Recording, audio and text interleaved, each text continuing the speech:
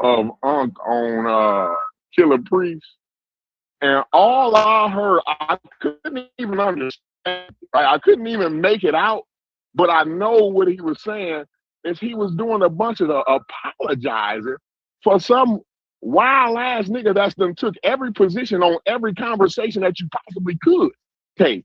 Right? He's done on this conversation. He done took every position.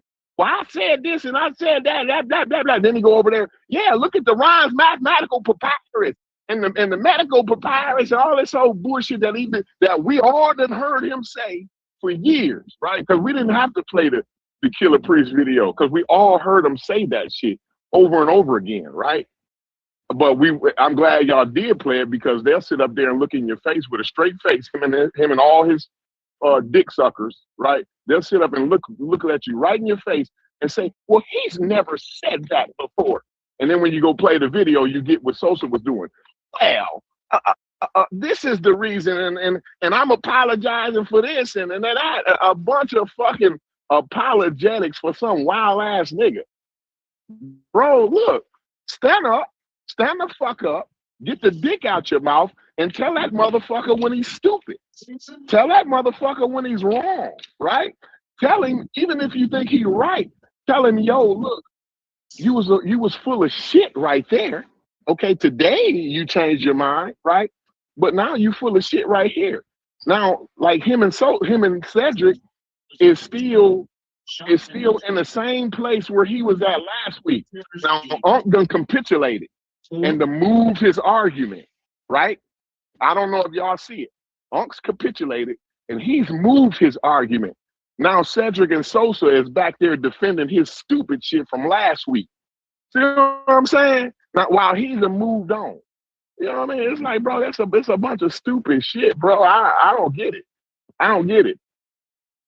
But y'all go ahead, but y'all know better than me. I'm just a dumb nigga, bro. But that's why I was telling you this morning when you was upset. I didn't really understand what you was upset about. That's why I was like, bro, let me just hear you out. But that's what I was trying to say. Stop presenting these arguments. I said this last night. Just present the argument and leave. The worst thing that could have happened is Chef know I'm right. And we argue, not argue, but we kind of like debate back and forth. His best style is to present his information and leave. Because it's the panels that be messing up these shows. Now, if you want smoke or you want chaos or you want anarchy, cool. Open up the panel, prepare for your whole show to be fucked off, completely changed, destroyed, or you just present your information and allow people to just go after your information and leave it at that. But then when you get everybody, but Brad, let me ask you, because you know how me and Chevron, we like brothers, right? Yeah. But if Chevron be like, yo, I said this and I said that, and then you pull up a video of him last year saying the total opposite, do you think that now I'm finna open my mouth and start apologizing? I'm just gonna be quiet, right? At that point, once you done played the video of him saying what he just got done saying he never said, right? After that, I'm just gonna be quiet because now you talking to Sheffrin now. Why am I standing up apologizing and saying, well, what? Well, nobody, you guys aren't allowing anybody to change their minds and all this old wild, silly ass shit, right? Because the nigga gonna change his mind 5 more times while you apologize about the shit from yesterday. You know what I'm saying? Like, to me, it's a wild ass thing. But that's the part I be saying. Like, I don't want nobody to defend me like that. Like, that's that DQ, that finish your breakfast, finish your own breakfast. I notice a lot of times, and it's probably and it's difficult to get. That's why it doesn't make sense to do. When you call this the barbershop, or you call this the room of dumb niggas, whatever you want to call this room, the one thing that we will have in this room, and we probably overdo it, probably to compensate, we call each other out a lot. Like, if a motherfucker say something Stupee's gonna say something, Chef gonna say something. Like it's rare a motherfucker gonna be able to get too much good shit off, pause, before somebody gonna be like, man, get the fuck out of here. Right? At some point, you're gonna be like, I don't know. He's just saying too much shit. Let's see if he's scamming, right? Even if you don't know if he's scamming, we're gonna try to see it. But if you just sitting somewhere, this is the new thing that I've heard because I haven't been watching. But now that y'all been going on the panels, I'll check the shit out. But now is don't put nobody argument with my argument, just my argument. What? like what are we doing now? Because the thing is, when the other person makes the argument that don't agree with you, even if they're on your side, then y'all put that shit live. Ain't that how you supposed to do it? Like Corey, if me and you disagree on politics, and I bring up my side, say we just talking, and I just say, hey, this is my side, right? This is my part to the this is what I think. I don't ever have to say the words, keep my argument away from everybody else. I ain't saying what Corey said. No, me and Corey he gonna bring his stance, I'm gonna bring my stance, and we gonna go. This team shit is crazy. This team and you know why he do that? You know why he do that, right? Because he's this is just for what I said earlier. He moved away from the position that they originally were on teams with, right? They originally all had the same argument, and Unc found out somehow that he's wrong, then he'll change his argument. Meanwhile, they still riding with the same argument, right? They don't know that they were supposed to switch up, or they were allowed to change their minds, right? And then that's when Uncle say, well, don't put my argument with Cedric's argument. But the thing is, Cedric is arguing your fucking original point, you fucking idiot. You fucking piece of shit. At least Cedric gonna stand on his fucking square, right? And stay put, right? If that's what he gonna do. But you moving around every time you hear something different. Every time a nigga pull up a new chat GPT, well, that's what I was saying the whole time. See, Truist, whatever you saying, Truist, right now, that's what I'm saying, see, Truist. Because, see, you getting the right point. See, don't put my point back with Cedric and them crazy ass. Because Cedric and them is crazy as fuck because they still listening to me from 3 days ago. See, that's what he be saying, y'all. And me personally, see, this is why I can't be a pseudo killer. Because I pointed out immediately, as soon as he spit that shit out his mouth, I pointed right out. Like, yo, no. Even though I think Cedric's a dick sucker, right? At least he got integrity, right? At least he's an integral dick sucker. That might be one of the wildest things I've He's ever gonna heard. suck your dick to the end, but you jumping all around. So he don't know where to put the dick at, right? He don't know how to keep the dick focused on his mouth because you waving the motherfucker all around everywhere. Every time the wind blows, you changing up. So Cedric he be confused. When he come on the panel, he think you still got the same argument as you had yesterday. But no, you didn't change it. And now Cedric out there looking stupid. Because he's a dedicated dick sucker. And you a fucking jumper around. You jumping around while Cedric maintaining. He done dug his heels in, right? The dick stands right here. And I'm going to stay right here, right? Newton ain't a fucking scientist, right? That's what they said the first day. That's still where Cedric at. Y'all get that? Unc ain't there no more. Unc told Sosa and Cedric that no, I don't believe that no more. See, y'all believe in that by yourself. Don't put my argument, and then this is what he says. Don't put my argument with they argument. See, but nobody will say it.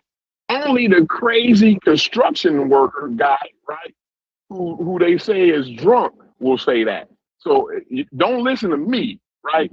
Again, listen to what the fuck they saying. Listen to what the fuck coming out of their mouth, right? If I'm lying, I'm flying. I can go back to any conversation. I swear to God, and I don't even believe in the motherfucker, right? You can go to any conversation that's been had in this conscious community and listen to Unc will take every position possible on every topic. Well, that's what I was saying, and that because you understand with the Black Egypt conversation. Hold on one Yeah. second. With the Black Egypt conversation, you understand that the first statement that was made was they not black. That was the thing he started arguing about. You understand that me, Chef, and Sosa said, no, the Egyptians are not black. And guess who started arguing with us? Who started arguing with us, Shepard? Unc. I was there from day one. Unc. But Unc question. started arguing with us. Yeah, but Because- Corey, let me ask you this question, Corey. When I went on the show, no, let me ask you this question. Is Unc saying Newton is a scientist now? Is Unc saying Newton is a You didn't hear scientist? him? Yes. Yes. But when I went on the show and I brought up Newton, he said no. Go back and listen to me. That He was said no. yesterday. He changed up yesterday. See, you know what I'm saying? So that was before. Now he's changed. Now, again, this is why Sosa and Cedric is still going to be out there carrying his water while he's the man moved on. You know, he does that to Cedric so many times. You remember when I was saying that the Egyptians was some North African Levon ass niggas, right? Do you understand that that's what Brother Unc says now today? That they're North African Levantine. He's arguing with James, with Pan African James, saying no, because the evidence says they're North African Levantine. Do you know he cussed me out and said my daughter and my mama was a bitch and my grandfather was a bitch because I said that they was North African Levantine? And you know what? Guess what Cedric said? Guess what Cedric did? Cedric had to actually change up. And now he says they're North African Levantine. But before Unc changed, I was some stupid, crazy ass nigga, right? Again, I tell these niggas, you're listening to a former dope head who gets on YouTube and talks about Egypt wrong for 25 years and says your mother. And y'all sitting up here having a conversation about who's a fucking scientist and who ain't with this motherfucker. I think y'all the crazy motherfuckers now. I'm starting to wonder. I'm talking about the people who having the conversation with him. Starting to think the crazy motherfuckers is the ones who's having a conversation with an ex-dope head who spent 25 years of his life. Listen carefully. Listen very carefully. He spent the 25 years of his life sitting on YouTube with a Papa Shango stick in the background, teaching Egypt wrong. And then now y'all gonna have a conversation with this same nigga who got his name from Dr. York for $25, right? Y'all having a real conversation about who's a scientist. When he says Newton ain't a scientist, y'all started arguing with him. I think something's wrong with you guys. He's doing what he's supposed to do. It's something wrong with you guys. That's what I'm saying. I'm gonna leave it there. No, the question is, when I went on the show, they disputed when I brought up cum laude, Newton. They said that he's not a scientist. Cedric said he's not a scientist, that he's a natural what? Some natural bullshit that word don't even use anymore. And then now they proceed to call me an idiot when I said that they don't use logic, only for Unc to leave them all in the bag. He's the greatest. You have to give him that. He knows how to leave, how to move on. Yeah. And lead them niggas standing back there saying the same line that he said yesterday, but now he's changed. He do that on every conversation to Cedric. He's done. I don't even know why Cedric agree with that nigga on any fucking thing. Because he do the same fucking thing, leave Cedric standing out in the motherfucking rain without a goddamn umbrella. Looking stupid. You know what I'm saying? I would cuss his motherfucking ass out if I was Cedric. Like, yo, bro, we said he wasn't a fucking scientist, and now here it is. You telling niggas that he a goddamn scientist. Like, what's going on? You see what I'm saying? But nobody will say that. Cedric won't say that. Sosa won't say. I bet you $1 million. You can call Y'all ain't gonna right hear. now. Y'all ain't gonna hear Get nobody him say on this that out fucking loud. panel. Bro. You can get Sosa on this fucking panel and ask him right now, Sosa, did Unc say that Newton was a... Yeah, he said that, right? Yeah, he said that. So what you... Now he done changed his mind. Then he gonna come up with a bunch of a fucking apologetics for some dopehead nigga that don't even respect him, right? Unc don't respect Sosa. He might say it, but he don't respect Sosa. Anytime you do shit the way he do it, right? He don't respect nobody over there. All Unc respect is himself. And then he claimed he got respect for them raggedy bitches, but he don't respect them bitches either. The moment them bitches don't go along with what he's saying, right? The moment them bitches go against anything he say, them bitches is done. Right? Soon as Cedric pop that dick out his mouth and go against anything Unc says, Cedric's done. And Cedric know that. Cedric knows that, right? The moment Sosa stand up and say, yo, look, nigga, I've been knowing you've been a crazy ass motherfucker, but now I'm telling you you're crazy. Because believe me, y'all hear me very clearly. Sosa is very clear that Unc is a crazy motherfucker and don't know half the shit he talking about. 80% of the... Believe me, Sosa understands that better than even I do. But for some reason, I don't know why, but for some reason, Sosa will allow this nigga to run roughshod on him when he's more intelligent than this motherfucker. I would listen to Sosa 10 times more than I would listen to, like, if Sosa had his own channel, I would listen to Sosa. I would tune in. You know, I don't tune in to the community skeptics. I tuned in yesterday and the day before, right? I'm not subscribed to that. I subscribe to the pseudo killers, right? Because I helped build that channel. You see what I'm saying? So I got pride in that. I still have a bit of pride in what we was able to do over there. You know what I'm saying?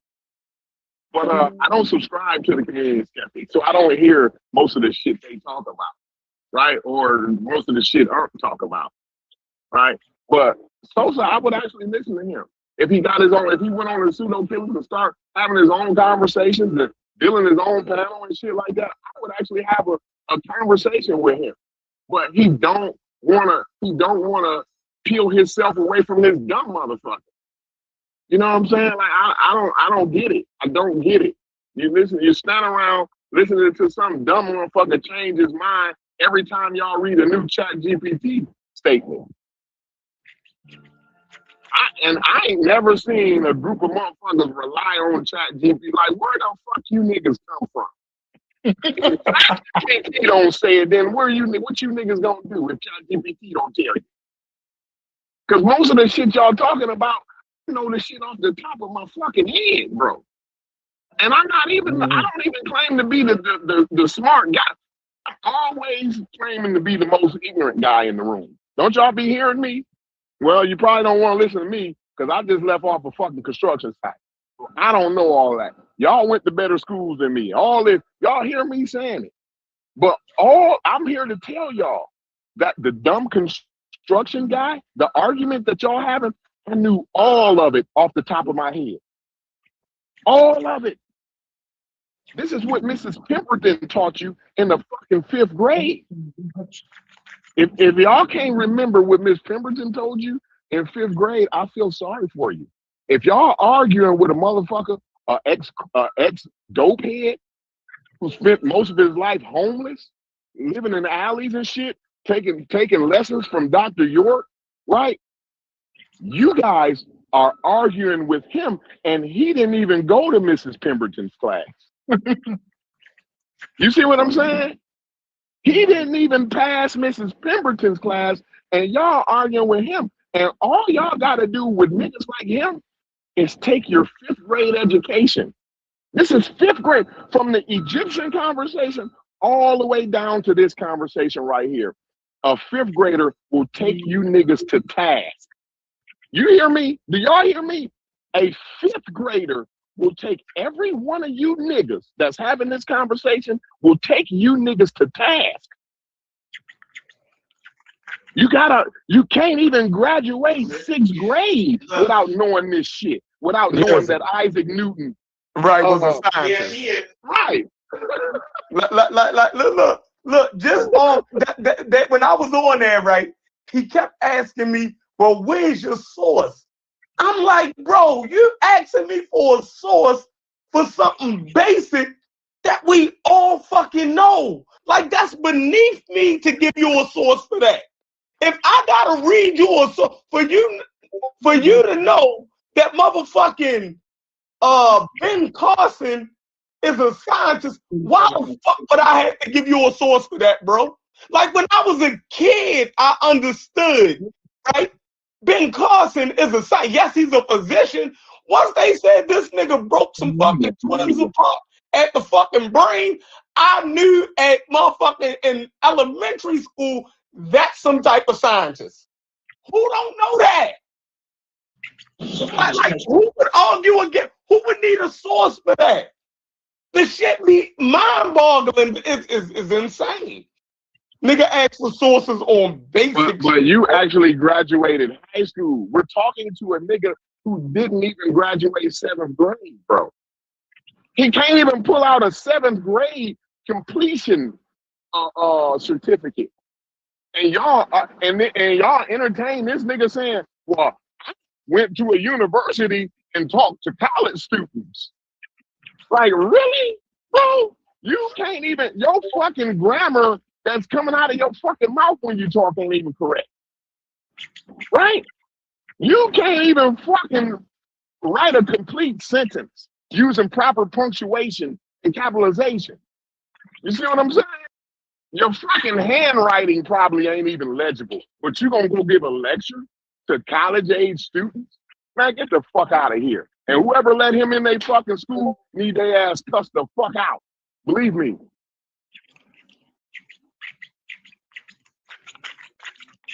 And look, he be lecturing in the science and engineering department. And still don't know what science is. Still don't know what science is. You in the science and engineering department, because that's what Dr. Mayat is. I wonder what Dr. Mayat position is on this. She don't even get in the conversation. I know she looking like, bro, that is the most ridiculous shit that you can say out your motherfucking mouth. And she don't even say nothing. She don't even say nothing. Next time she go live, I'ma ask her, because that, like, woo.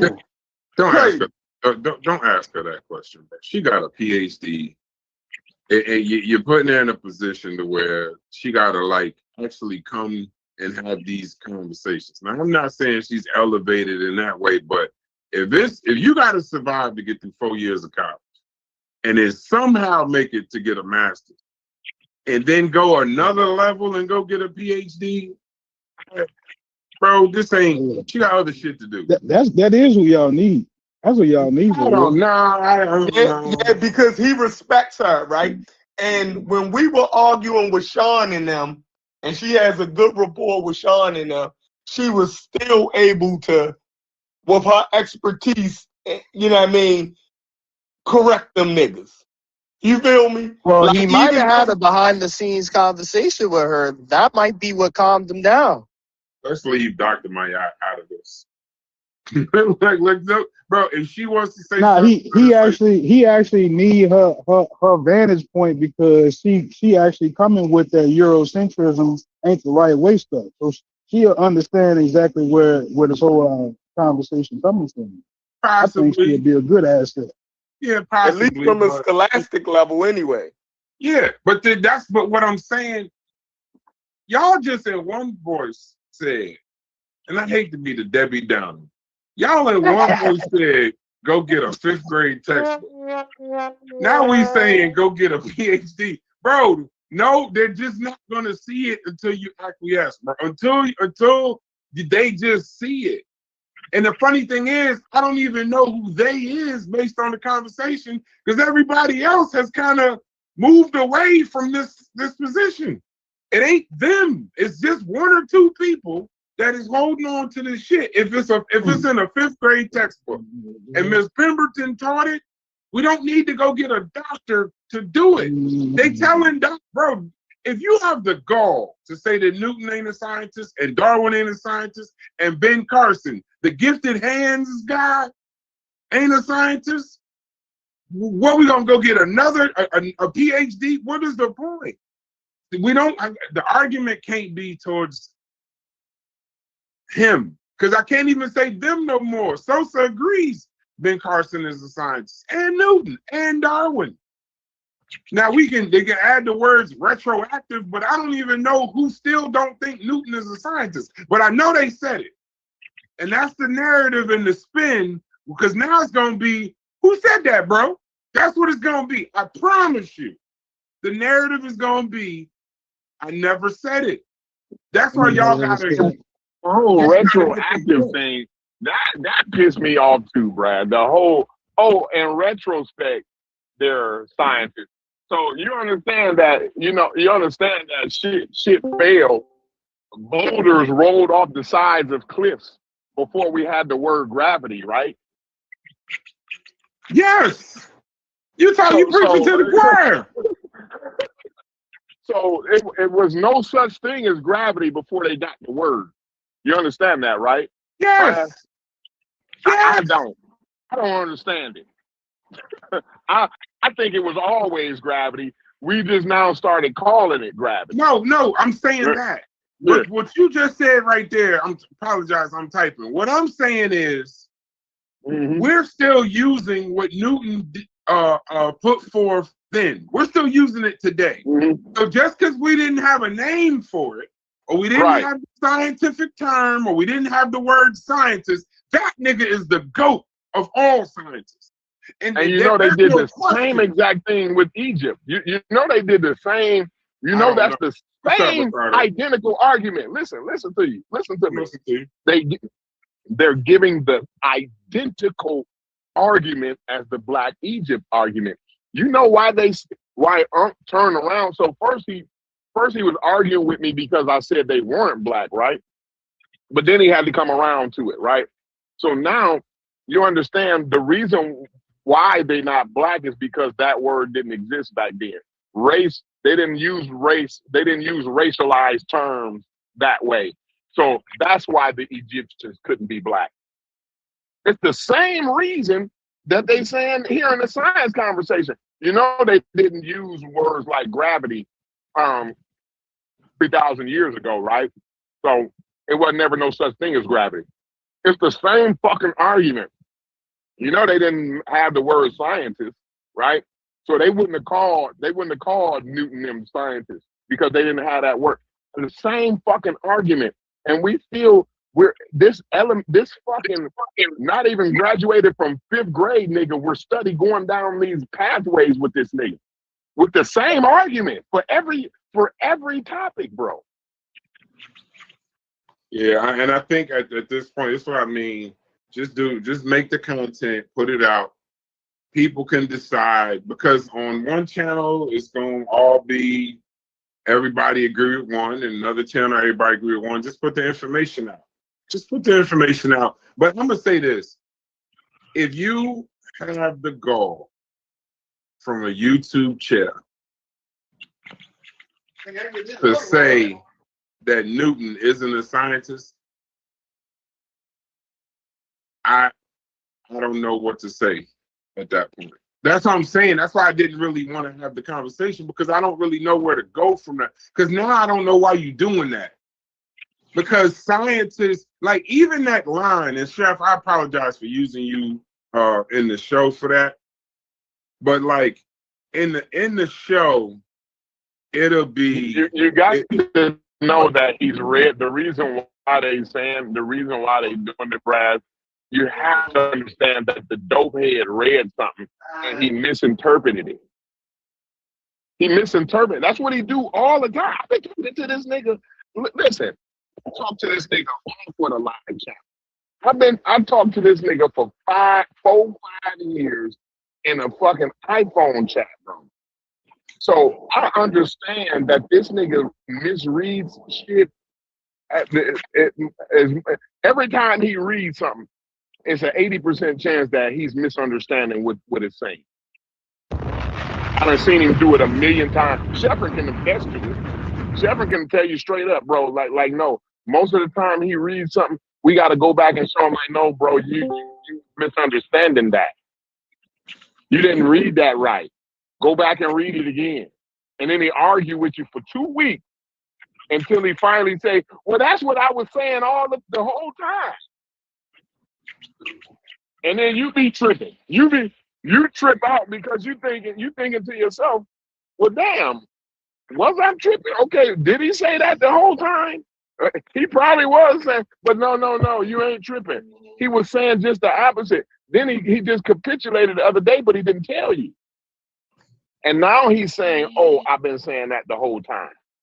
Like this nigga, that's why they said it. He read something that said that, oh, this was proto-science, you know what I'm saying? And they were naturalists. He read something that said about naturalists, but he was misinterpreting what the fuck they were talking about.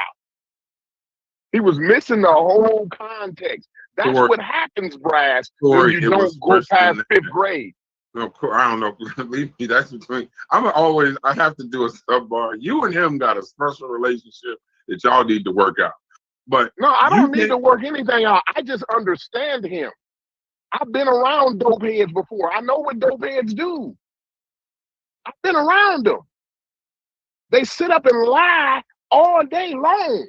That's all they do. That's what they do the best. They lie. It ain't no fucking special relationship. I just understand who the hell this nigga is. Meanwhile, y'all telling yourselves, no, he's recovered. No, he's better now, right? He's a science advocate. No, you don't turn from a dope head living in the back of your car, drinking water out of hubcaps with stray dogs, right, to being some fucking science authority on YouTube. Who does it? Who does that, Brad? Where you go? Listen, in your real life, right? Do you go around getting your science information from the local recovering dope head? I don't think you do, Brass. I don't think you do. Matter of fact, I think you don't even know the local recovering dope head. I don't even think you know him. But guess what? I do know him. Right? I know a lot of recovering dope heads. And guess what they act like? And guess what they do? They do the same shit Brother Unc do. Because I know it ain't nothing but push. So Corey. Again, this is I'm gonna finish up here. I'm gonna clean up right here, Brad. I promise you. Okay, good. Again, stop having serious conversations with a nigga who didn't complete the 5th grade, right? If he did, I need proof. If he did, I need proof, right? You having conversations with a nigga who didn't complete the 5th grade about who's a scientist and who's not a scientist. This guy, the same guy who didn't complete the 5th grade, spent a lot of years learning lessons from Dr. York, reading Dr. York books and going to Dr. York lectures and buying his name from Dr. York, right? And then standing on the shoulders of niggas like Dr. Ben. See, and when you put all that together, Brass, when you put it all together, he's taking lessons from Dr. York, right? He's smoking dope and being homeless, right? Then he stands on the shoulders of Yusuf Benjo Cannon, right? And now he's the authority on who's a scientist and who's not. Brass, you got to be joking me. You have to be fucking joking me, Brass, that you're taking this guy serious. That somebody needs to somehow respect anything this motherfucker says out of his mouth. Because we've all seen him say something today. Everybody that's hearing my voice have heard this nigga say something today, and then tomorrow change it, and then the next day say that's what he's been saying the whole time. Everybody that's listening to me has been a victim of him doing that to them. But we'll sit up here and act like no. Corey is wrong. Corey is probably drunk, right? Don't listen to Corey because he's drunk and he beats his wife. Y'all listen to Beat your two wife? dope heads tell y'all that. No, you didn't know that, Haskell? Corey beats his wife, and if somehow Yes. I'm the hey, no, but it gets worse. Me and Chef and Logic, we in the window telling them hit her in the gut, not the face, type shit. Like it's like somehow we're Put some stank on it. Yeah, Y'all telling me to put some stank on it. You're not hitting her hard enough. Like we're in support of woman beating, bro. That shit drives me crazy, bro. It's the narrative. It It's only the drives y'all narrative. crazy because y'all care so much. No, And that's where I think, no, don't do that. Y'all care. Listen, I think Ankh isn't getting enough credit. The more I hear these conversations, the more I realize he's a mastermind. He's not York level. He's I not. might drop a bomb for whatever he He out about to there. do. He getting caught up by the master. I'm being dead. No, I'm being it absolutely. must be profound. Hold on. I just want to put a bomb to it. Yeah. I'm being absolutely serious because Okay. everything Corey just said is true. This is a person, like, if you were to meet the real life version of him, or what he was, you'd just be trying to go to the other side of the road. Unless you're like me, I'll give him money. What I don't want to indict y'all, but I think some of y'all strike me as a type. You'd be like, get away from me. You know what I'm saying? But that's who he is. But somehow, some way, he's managed to eke out a following here on YouTube to where you have people who are legitimately successful in life who validate it. So like Wait, this that's time might be different. incredible. This time might actually be different, bro. Because I know a lot. This conversation right here kind of shakes to the core, though, bro. You gotta see that there's something. This might be a little bit different this time. As you talking about like Afrocentrics and blackologists done kind of like lumped into a community, and he done found a foothold in it in trying to say that you could do that better by pushing science, right? So he done pulled some blackologists together that's on his side now, and now they done crossed the line into Eurocentrism and don't even know it. But Logic, Even the people that's around him, I know that they not blatant Eurocentrists. Like they might be science enthusiasts, quote unquote, or whatever, however you want to put it. But this time in particular, like man, they don't win against the whole paradigm. But Logic, exclude that demographic, right? Corey is a craftsman and been a craftsman for decades, right? Chef got his own business as a barber, right? Brass is doing well in life. They not none of the Afrocentrics and all the sage burning people, right? These is regular folks, right? But at one point in time, Chef and Corey were in a group with him, right? Brass used to give him money. You see what I'm saying? So it ain't just the crazy Afrocentrics. Like this nigga has gotten people who are, sensible. What that goes to show you though, hold up, what that goes to show you that people we aligned ourselves with what we thought he was talking about the whole time though. None of us thought we would have ever had a moment where we would have heard the man. The nigga is brilliant. No, I wouldn't say that. I wouldn't say brilliant. No, I wouldn't say brilliant. I'm gonna go to Stu Pease. I hear you. He might have a stronghold on some people, but I wouldn't say. No, he got a stronghold on y'all. No, I would say this. No, I hear you. I respect your point of view because I spent the whole night last night saying stop sending your information towards them.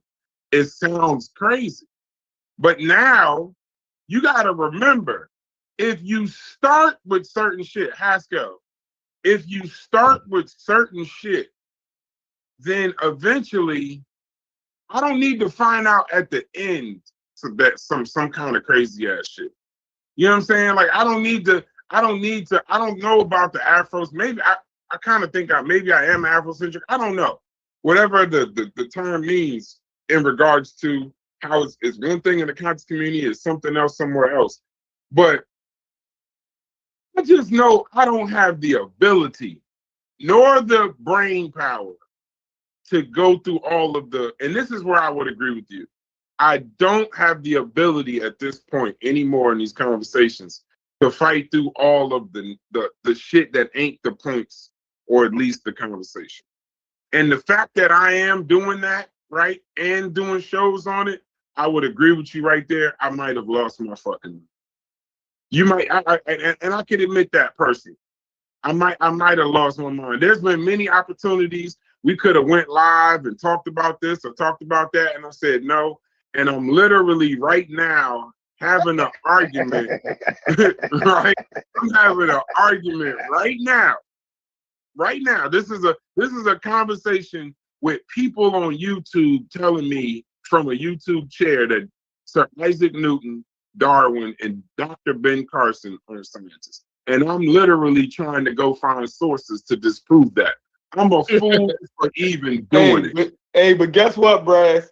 Do you know I heard that conversation and never decided to get into it because I might be a blackologist? I didn't give a fuck that they were saying that Darwin and Newton wasn't a scientist. I didn't even care about that. I'll kick them white boys in their ass all you want. When they said Dr. Ben Carson wasn't a scientist, that's what motherfucking triggered me and said, no, these niggas done lost their motherfucking mind. So I might be a blackologist. If I couldn't stomach it. You feel me? I ain't give a fuck about but look, but Chef, you missing the name of the game. The name of the game is to keep the game going. Yeah, the grift. It's the grift. That's it. Yeah. Yes, I agree. No, I agree right there. No argument at all. Right? Since they got a black audience, y'all notice I've been on not disrespecting my people history, right? So it's like, bro, I had to get bro, you got all these black people over there, and now you telling them that Dr. Ben Carson ain't a scientist. I gotta speak to that. Chef, what you don't realize is he knows you, bro, inside and out. He know that you wouldn't be able to resist. Can I say something? When I heard, the reason why I jumped on the conversation is because I'm a blackologist. And it just sounded anti-black to me when I heard it the first time. And I jumped on it. And when I hear the arguments they were making, I was going to write a paper. I was in the process of doing it. And then I sit back. I spoke to Haskell. And I realized it's crazy. Take a second to explain that. How does it sound anti-black to you? Because it sounds anti-black to me too. It sounds anti-black to you? No, the instant I heard it. Yeah, how does it sound anti-black to you? Because the definition they used eliminated everybody who was not white. It eliminated everybody. So when somebody asked me what kind of conversation I'm having, I told him from day one, a black and white conversation, right? Because I know what they were doing. They're doing what Trump doing now, taking the pictures out of the annals. That's what they're doing. Whose shoulders could that paradigm be standing on top of? Which paradigm? I said whose shoulders could that be standing on top of? And the talking about that type of tactic. Yeah, whose perspective could that be accurate from? Right? No, that's the white man perspective. They're walking around with the white man water. These dudes were building the Tree Gorge Dam. These dudes weren't carrying water. They were generating electricity. They were building dams. They were irrigating farmlands. These dudes doing everything. This way past carrying water. This is Tree Gorge Dam kind of situation. These are Hoover Dam kind of situation now. Them niggers over there. By the way, By the way, I don't know if because I haven't been listening to these conversations, but at any point did the Onesimus thing come up? Because at one point in time, Ankh used to cite that Mm, faithfully as an example of mm. a sterling example of African excellence African insofar as science. right. No, That's a He that's said a it was good point. science and that Africans innovated inoculation. Mhm. Did That's a that good come up point. at any point in these conversations? No. Nah, no, Hey, but No. that's a good point. Hasco said it was a sterling example. Boy, you and Stu people, y'all get out of here with that, man. With that, y'all Yeah, kill That's me yeah. with that the They that's they Queen's that showing English, up. man. that's that British The shit, Queen's man. English is good with y'all, Yeah, boy. that's that British. That's just that British shit. That's all that is, dog. that's a Sterling, man. that's English education. Yeah, but Absolutely. trust me. When we look at it, when we look back at it, and we walk down this road, because a year from now, if we're still in the chat, 2 years from now, that dude is going to come up with a next crazy thing. He's going because it can't disappear. Because the YouTube money might not look much to many persons in here, but but somebody broke as me, a $500 extra a week mean a lot. So you cannot give that up. I think the money is just a small part of it, though. It's just The that recognition. the ego gratification.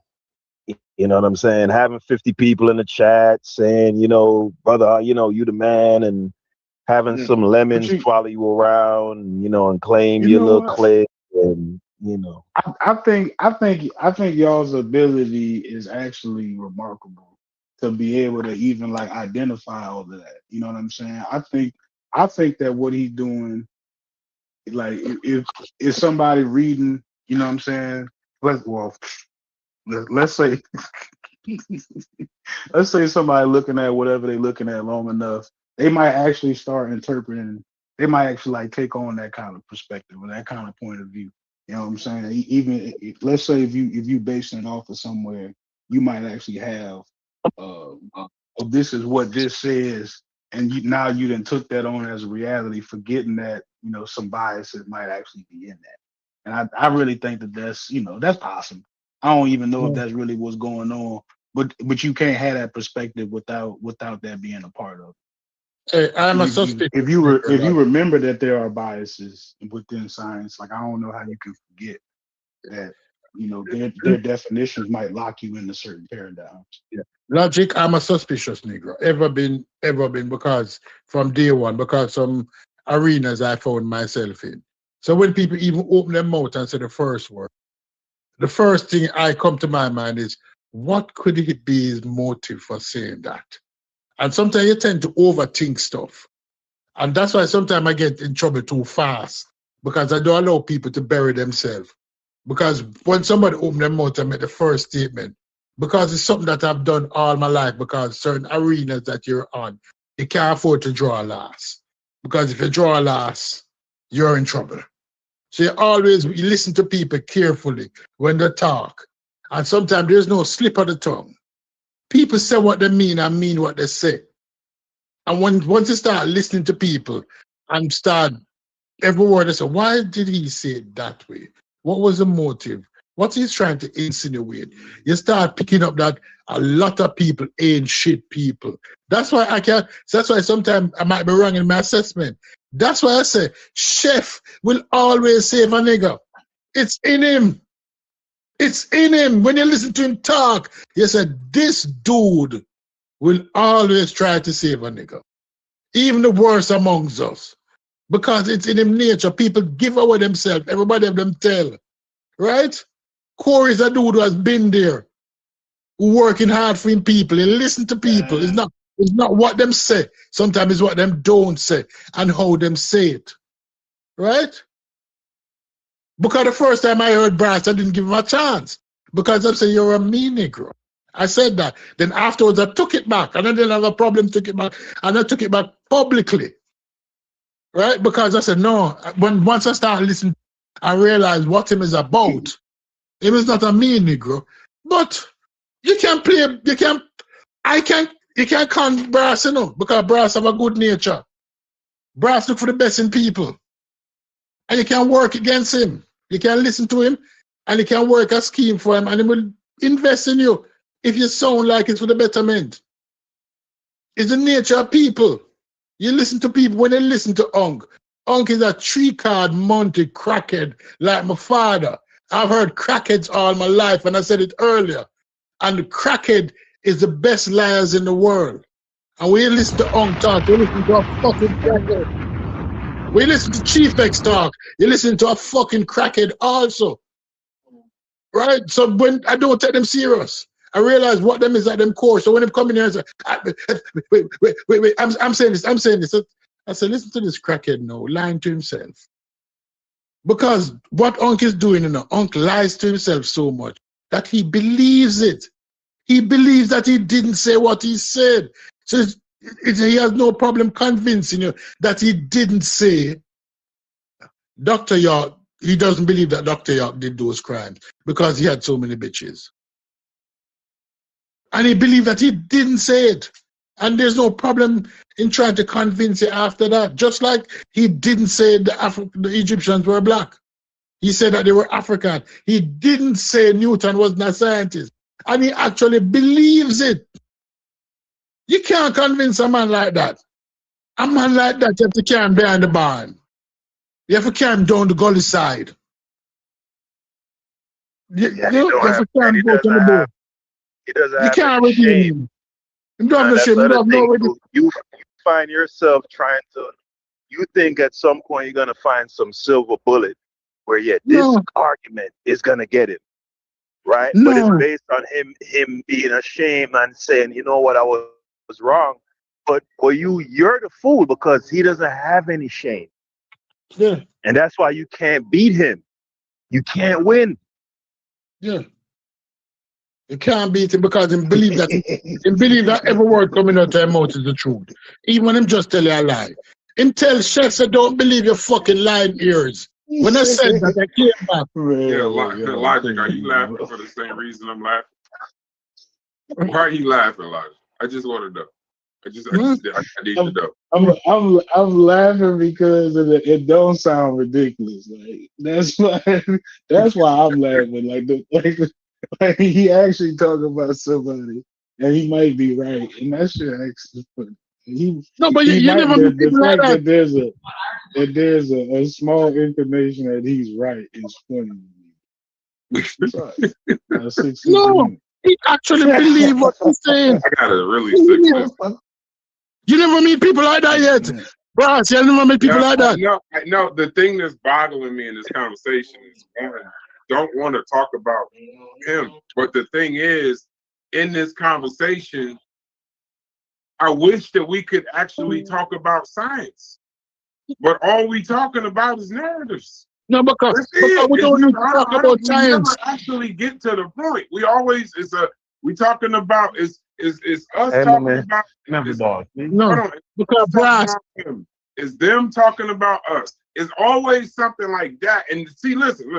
In this argument right now, just so we clear, right now, whatever sources or information was presented, this whole shit about to go into a whole. Now it's just a slander. This is slander. So at some point, we're not even gonna be able to get back. We can't even get back to the point. But Brass, the problem is that I'm going to talk to a flat earther when Artemis 2 just went to the moon. It's not about the information anymore. It is not about the information. But don't it's got matter. to be about the information. That's no, because no matter what you could send people to the moon. They're not going to believe you. So if you bring the most valid information and it don't matter to them, that means you can't argue on information anymore. No, you have to argue on personality and discredit them fully and say this dude always chicken out. Him is a taco like Trump. Him chicken out on stupid. Even you admit. Listen, what in this Discord, we have a lot of different personalities, different thoughts. A lot of times what will happen is people will give their thoughts, they'll say it's the Discord thoughts. People will say it's not Corey saying it, it's not Stu saying it, it's not Haskell saying it, it's not even Brad saying it. It's the entire Discord. Everybody don't feel like that. The reason why I'm saying we got to get back to the informational part of it is we can recognize that there's a narrative always being pushed. We can recognize that there's a constant spin. We can recognize that. But the minute that we start doing narratives and we start doing spinning, the minute we give up, Stu, is my point. The minute we give up, like what you just said, fuck it, just do some personal discrediting shit. The minute that we go completely discrediting and forget the information, then we've just drunk the Kool-Aid. We might as well be the house of consciousness of that. Wait, 78 million people was told about the plans. 78 million people was told about the plan. They talk about the plans every day. That we're going to defund healthcare. They're going to increase the military spending. They're going to cut down childcare. They're going after pensions. They were told about the plan every day. Sometimes the plan, the information, people don't want to hear the information anymore. The information no longer has the ability to change minds and hearts. Information to that crew don't mean shit to them because it's coming from us. You're not blonde hair and blue eye. If it was a blonde hair and blue eye European speaking, probably you'd have a better chance getting to those minds because they have been whitewashed. They have been whitewashed. At least if you sound like a blonde hair, blue eye, they disagree, right? Yeah. You have a better chance at least. Yeah, you're not blonde hair and blue eye. A black man can't give an ex-black man all the information in the world and him never hear it. But somebody blonde hair and blue eye come and tell him the same thing you tell him 2 minutes ago. Oh, revelation. Oh, this is the greatest thing. Paul must have written this shit.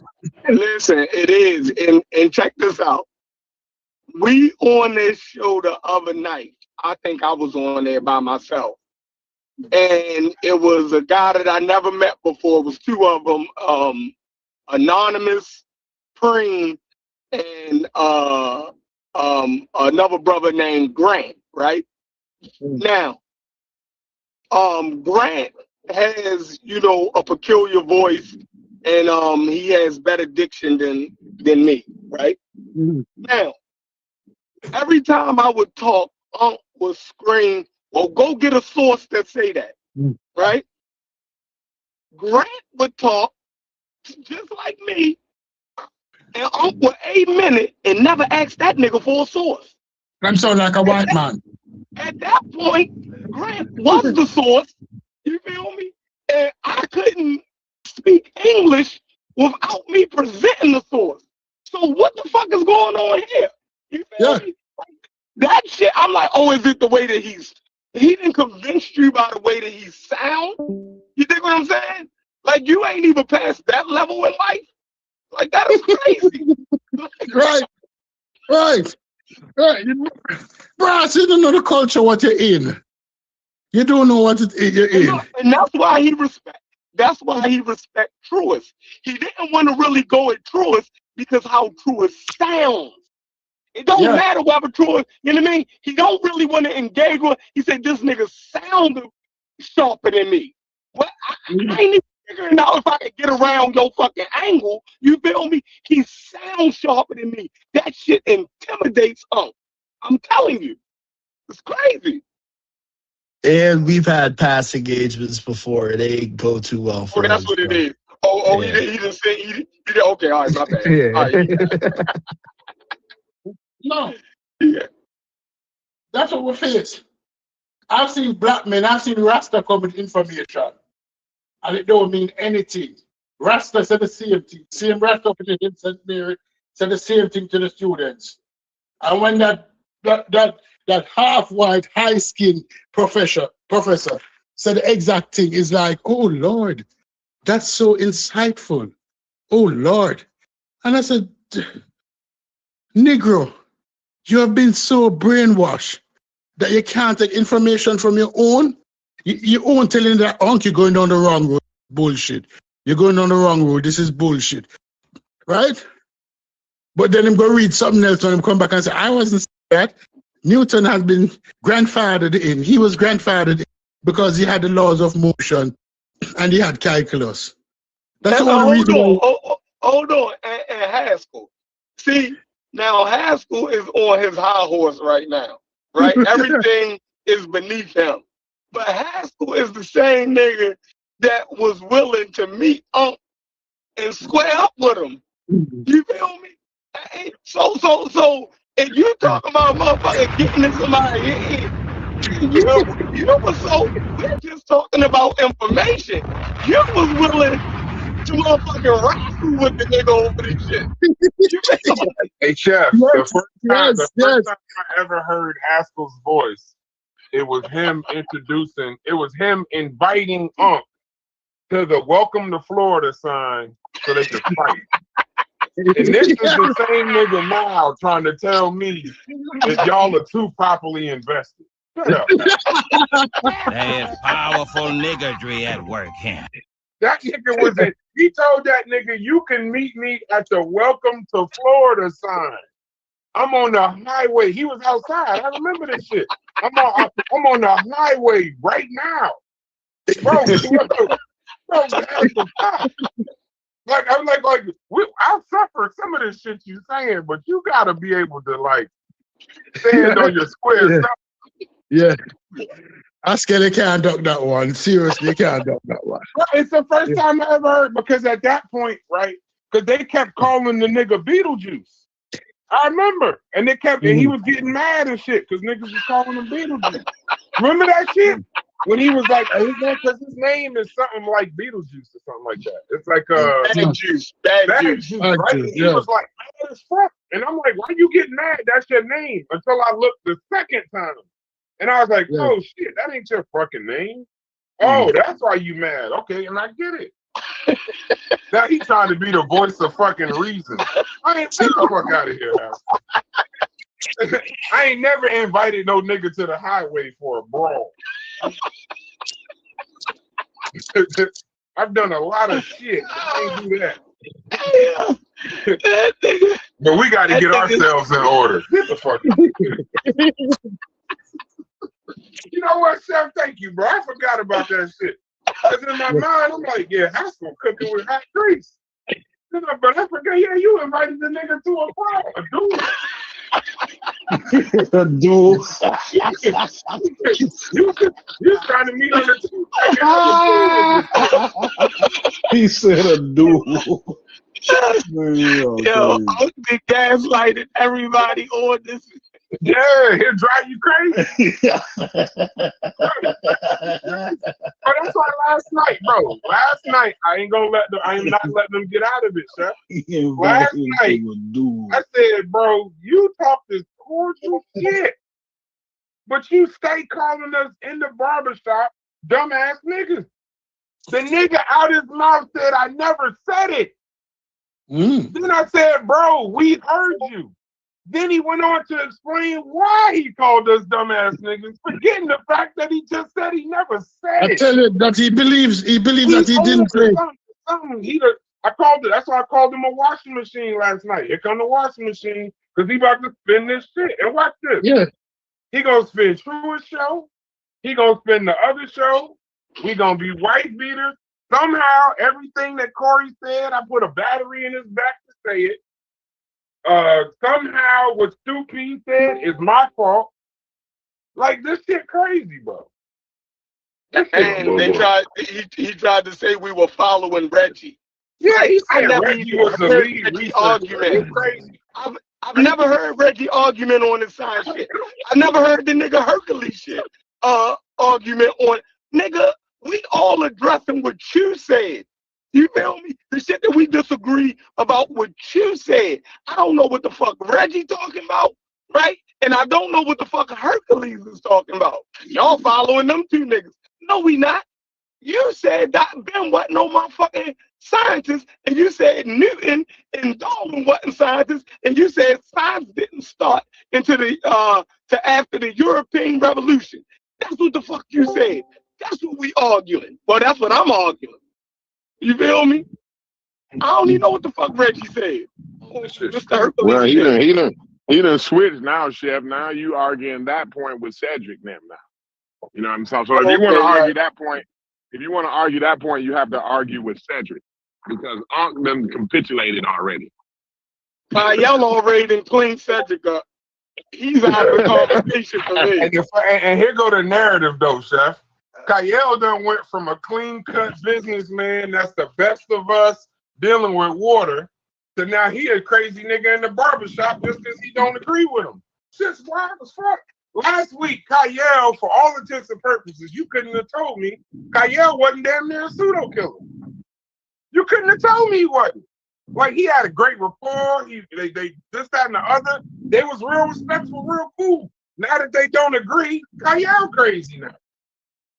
That shit when they were screaming at Kyle and shit, this nigga was asking simple questions. Niggas was cussing him out, yelling at him and shit. What is this? Listen. What the fuck? Isaac Newton? You banging I have newfound respect for Kyle because Kyle, in his effort to rebut me, when Kyle went and investigated information, he came back and he said it's European bias. He came back and he put it in the chat that the reason why this started, it's a European bias. Right? Exactly what Europeans not even saying it no more, stupid. They're not saying it anymore because they realized it was a bias. But remember, you know, Gullah came with all of the white nationalists. And I think Gullah just jumped back in the thing. I think so. I don't know. He just left. He joined and then he left. Hey, somebody ban Gullah. This ain't no motherfucking this ain't no bed and breakfast, nigga. What you think this is? Remember, now I'm starting to think you COINTELPRO, nigga. Yeah. He think it's double dutch. Which animal? Now I'm starting to. It's too much, and that's another thing I ain't never addressed. It's too much back migration between these servers anyway. I ain't never said that publicly, but that's a fact. Y'all, it's the niggas. Chef did a show a long time ago. If y'all know, you remember this show, Chef. It be the niggas outside the main people that keep a lot of this shit going. Mm-hmm. The niggas that be running back. Ooh, look what they said. Ooh, Brass, look what they said. Ooh, they going crazy now. They're like, come on, bro. Like some of this shit. Listen, stand up. it's in the man nature. The man swing from branch to branch. Him show you a picture. Him swing from branch. Y'all not getting any inside information. If y'all want this fade, come get it. That's all. Y'all want this fade, just come get it. That's all. We know when it was in kindergarten. It's two P's. You know what nobody knows?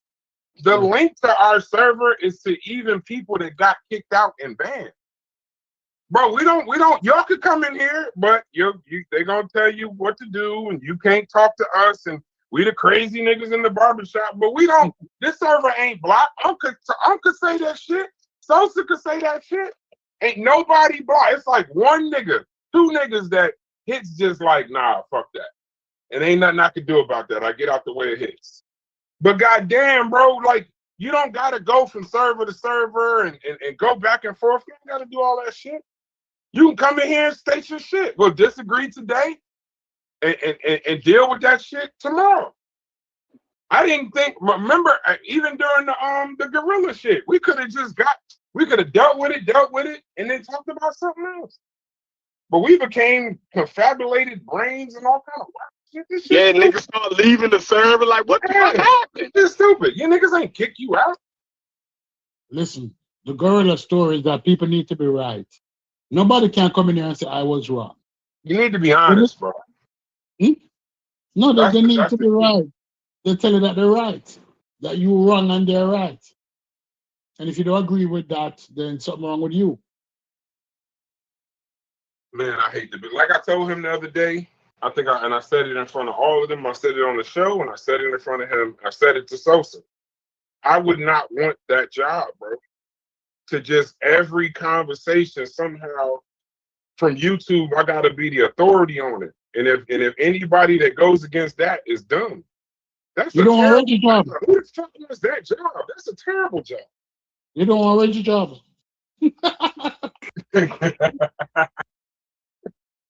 That's a terrible job, bro. Who would want that shit? I mean, niggas that hate you for that. You don't want your job. No, I think we on the right side of the argument on this one. Even though Hercules and Reggie might have points and stances that I Oh, don't agree with, right? oh, Chef, because you got JJ on your side now. And So but anytime, no, JJ, it don't mean that JJ can't be right on certain things. A nigga who I disagree with about one thing can have the right position on another thing. Man, has to don't yeah. agree on Again, I think me and things. neo Nazis got the same position, right? I can have the same position as a neo-Nazi as far as Israel goes, right? I don't think we should be fucking around with Israel, right? We passed out the unnecessary money out to Israel. But the thing is, me and the neo-Nazi, his reasoning is two different reasons. You understand what I'm saying? No, but see, some of that, Corey, what I recognize. Yeah, I understand that. Yeah, I get what you mean. But some of that, Corey, what I recognized is, and that's what I was saying earlier, different niggas like realize that sometimes motherfuckers come in here, and this is another reason why I wouldn't want to be them niggas, bro. Sometimes niggas do come in here to get their shit off on them. I get that. Some niggas be there. Like last night, that panel, all of that shit, they wasn't talking really 100%. Yeah, they was like finally. They was like finally. Yeah, they like I got finally. I can get to the nigga. Finally where niggas kicking them in their ass. Because usually when they go somewhere, they got the upper hand on the nigga. So they like finally. You know? Yeah, so I get it. But see, that's what I'm saying. Like, but I reckon I was just fucking with y'all a little bit. No. But you're not 100% wrong. I'm saying, but then you lose all. Even when I could recognize a nigga just trying to get his shit off on you, you lose all my reasoning when you then say, I put a battery in their back to do it. You treat grown men like they just dumb and easily led. Like that was some other shit. But when you telling Pan-African James disability jokes and then somehow blame it on us why he hates you, bro, maybe look in the fucking mirror. Ain't got shit to do with us.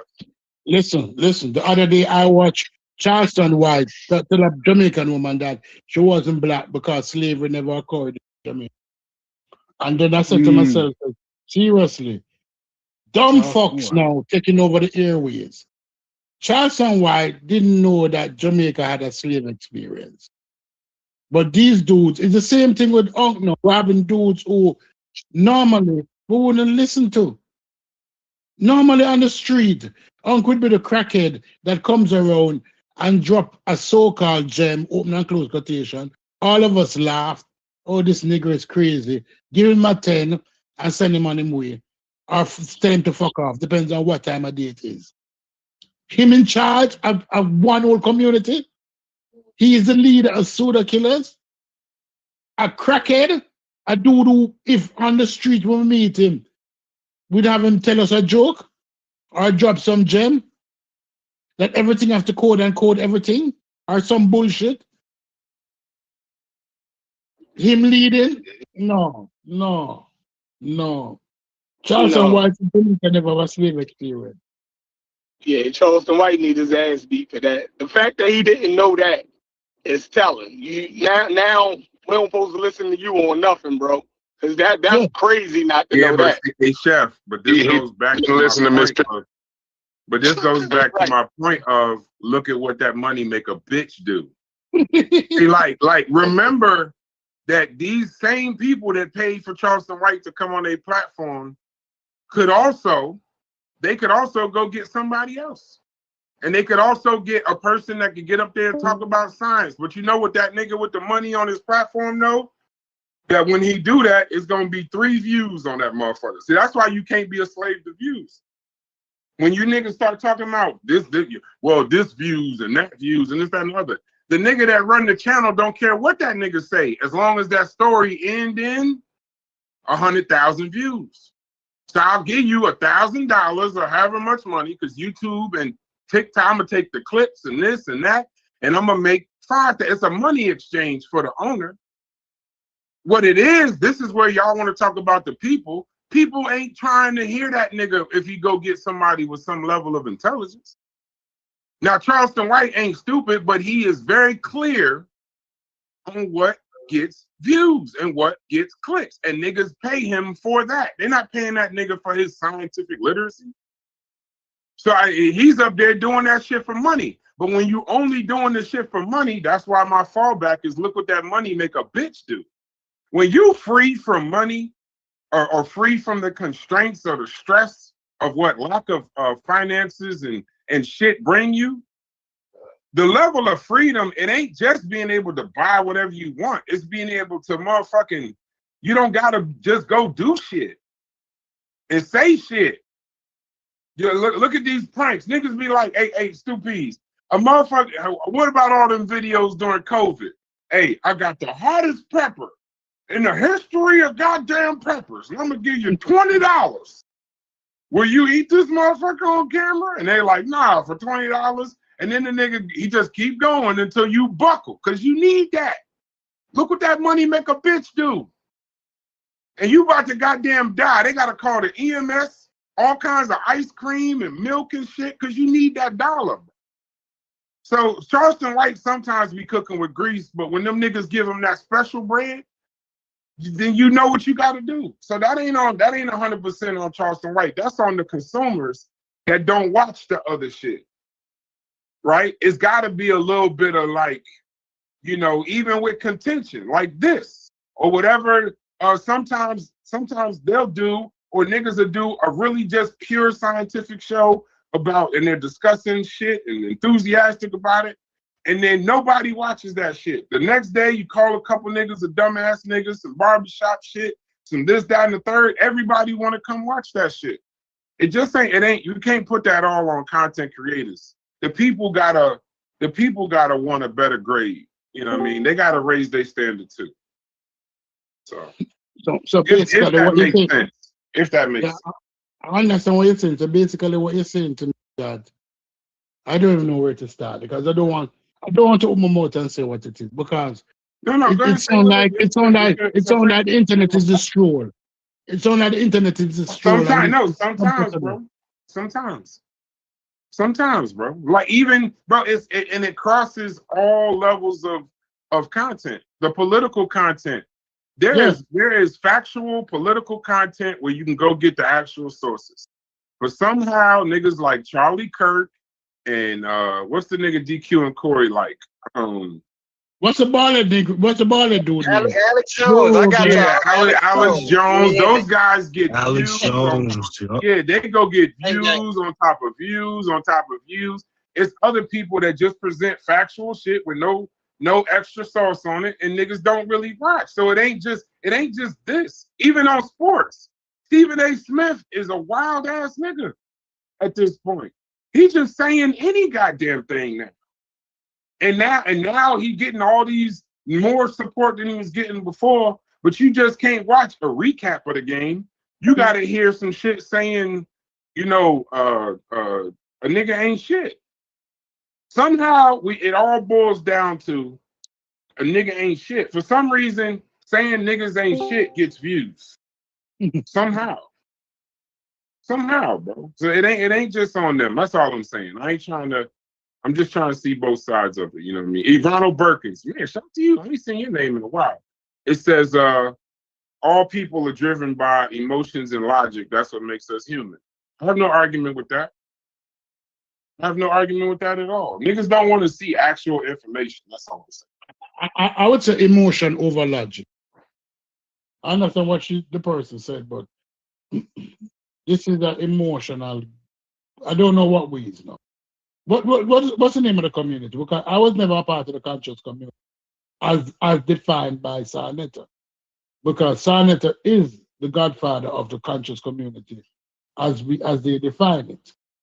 I was never. I came in the community to disabuse the audience of the missing disinformation.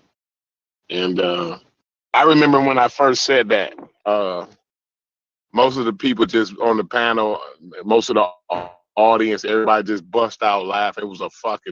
It was hilarious to them.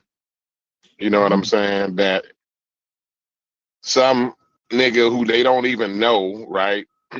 Who just drug his dusty ass up off a construction site, call himself coming to disabuse the community of what he considers missing disinformation, right? But that's the reason why, and that's what I say it all the time.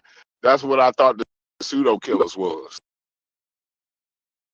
I thought we were, and then I found out that no, actually, we only talking shit to the people that Brother Unc don't like, right? Because when I say that Dr. Ben was a snake oil salesman, right? At that point, my days was already numbered. Yeah. In the pseudo killers. Yeah. My days was getting shorter and shorter and shorter and shorter. Right? When I start pointing out that Polite and Sonetta and Garfield and all these motherfuckers is 3-card money dealers, right? My days become even shorter. Right? And to the point where, you know, I'm no longer even a part of that community. I don't know that, yeah. So I'm not even a part of that community anymore. I don't know that I ever have been. I always been kind of the outsider a little bit, right? I always been the, you know, it's easy to write me off because it's like, oh, he crazy. He's crazy because I just say regular shit that probably they heard from their granddaddy, but they ignored it. You know what I'm saying? And they don't even remember that their own grandparents told them some of the shit that I told them, right? Because they ignored it. They thought their granddaddy was full of shit. And people like Dr. Ben was some profound motherfucker. Dr. Ben and Dr. York was the profound niggas to listen to. You know what I'm saying? And so, you know, like, that's why it's so easy to write somebody like me off, because I'll say it plainly. I say it plain and naked, right? And when you talk plain and naked, right, that's off-putting to a 3-card money dealer. Because a 3-card money dealer never wants you to know exactly what he's saying. That way he got plausible deniability. Don't y'all understand? That's why Unc can always come back to y'all and say, well, that's what I've been saying the whole time. Yeah. Y'all ever hear Sheffrin say, well, damn, don't nobody know what the fuck you saying? So all these people on the panel, and I've been having this conversation with you for this amount of years and this amount of times, and the whole time I didn't know what you were saying. Y'all ever heard Sheffrin ask Unc that question? Yeah. The reason why, right, that Sheffrin don't know what the fuck he's saying is because a 3-card money dealer, a snake oil salesman, somebody who's got lessons from Dr. York and Dr. Ben, right, who's that type of niggas' shoulders, right, never wants you to know what the fuck they saying. So a nigga that's speaking plain, straight down the fucking middle like me is always gonna look crazy to you niggas that's in the audience listening to me.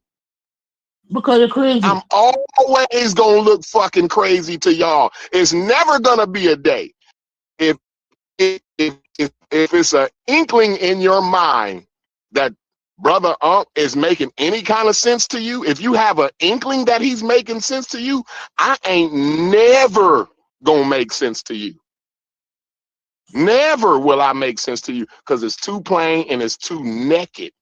Yeah. And you can hold me accountable. So the shit I say today is so clear that tomorrow when you play this back, no fucking way I can deny it. Everything I say, there's nothing I ever said on the internet that I can then go back and then say, well, no, that's not what I was saying. I could never do that to you, to nobody, because I speak too fucking plain and too naked. And when you speaking plain and naked, right, you got to be crazy, because the ones who got the audience, the ones who got the ears of the people, right, is always saying all kinds of shit. that you don't really understand. And then you need these followers, right, to explain what you're saying. Swallowers right? You are need a followers. bunch of dick suckers, right? You need a bunch of dick suckers to then come in and say, well, this is what he was really saying. This is what he really meant. I know he said that, but you got to give people a chance to change their minds, right? When you get niggas saying that kind of shit, you know that you on your way. You on your way to the top tier of snake oil salesmen and 3-card money dealers.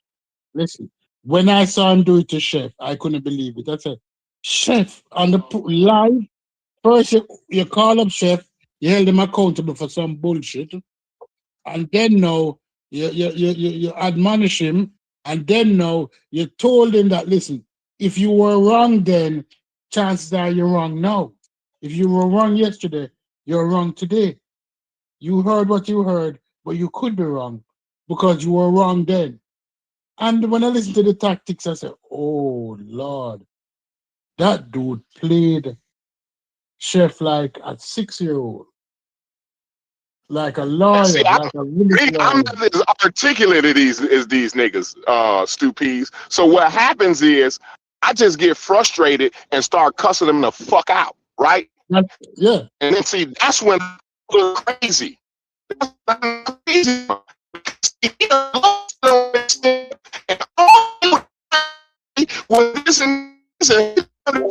Hey Corey, your phone messing up, Corey. Hey Corey, you out of there. You chopping through like a motherfucker. You must have been saying some serious shit. They put a scrambler on your ass. Yeah, the motherfucking A from Mount Olympus.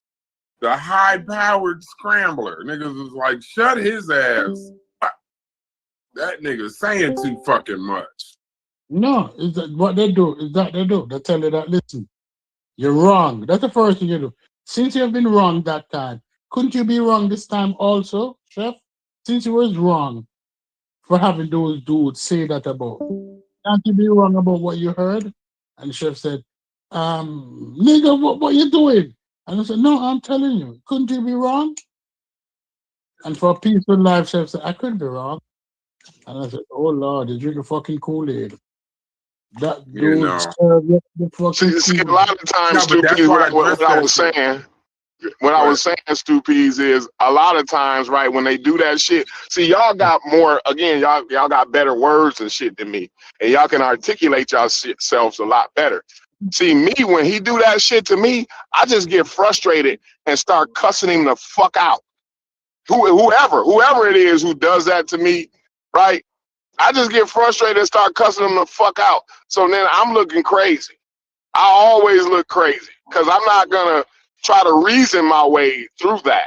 You know what I'm saying? Because the thing is, the reason why I won't try to reason my way through it is because I know that you full of shit and you know that I know that you full of shit. So because the audience don't realize it, I don't give a fuck. All I need is for the motherfucker that I'm talking to know that I know you full of shit. And you ain't pulling that shit over. You ain't pulling the fucking wool over my eye. So I'm just gonna commit to cussing you the fuck out and telling motherfuckers what you really doing, what you really on. Now they can get it or not, but it ain't up to me to get it. So Corey, that's a good point, right? And for me, I think that I play that middle ground for the audience, to let the audience know, right? And I think what you do is more effective, right? But I need to take notes from that, because what I'll do is I'll concede to understanding what you're saying, right? Just to show the audience I ain't on no bullshit. You feel me?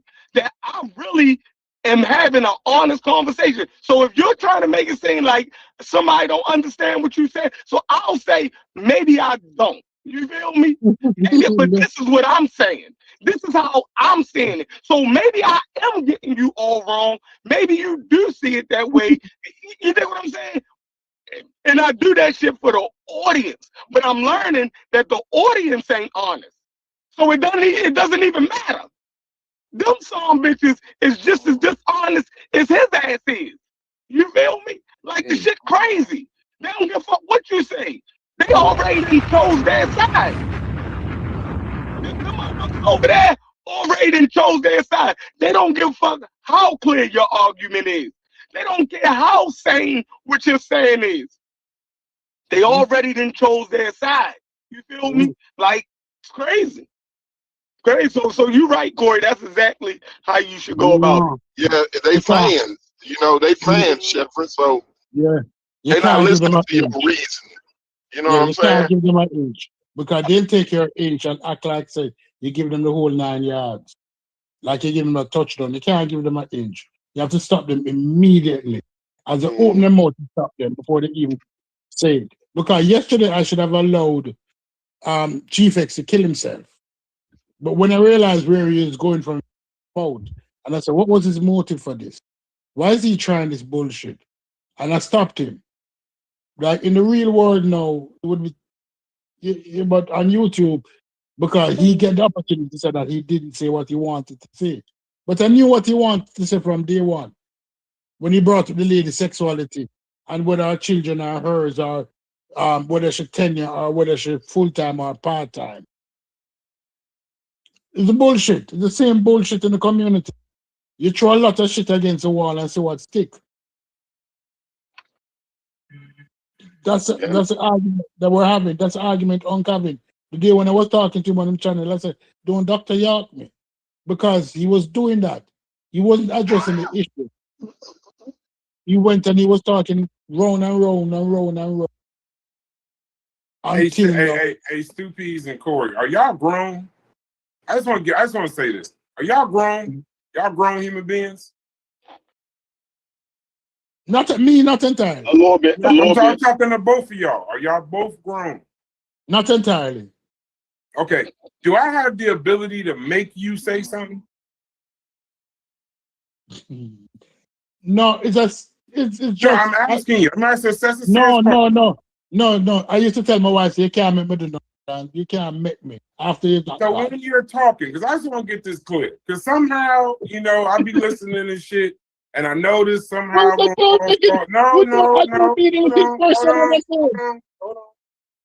I know somehow it's gonna be batteries and motherfucking. Somehow it's me and this, that, and the other. I just want to be clear. Y'all are men of your own fucking minds and own fucking brains.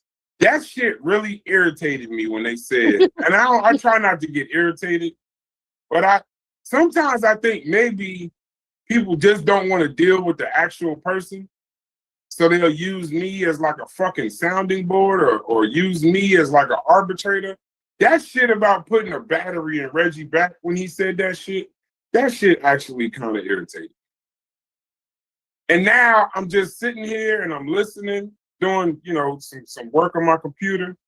And I just know somehow this shit gonna be putting batteries in niggas' backs. And pause. One, pause. That's a crazy statement. Two, motherfucking, you know what, Stupies? Before I even wanted to take it personal, when they said I put a battery in Reggie's back, we had a great show for about 2 hours. But before I even wanted to take it personal, you know what boggles my mind?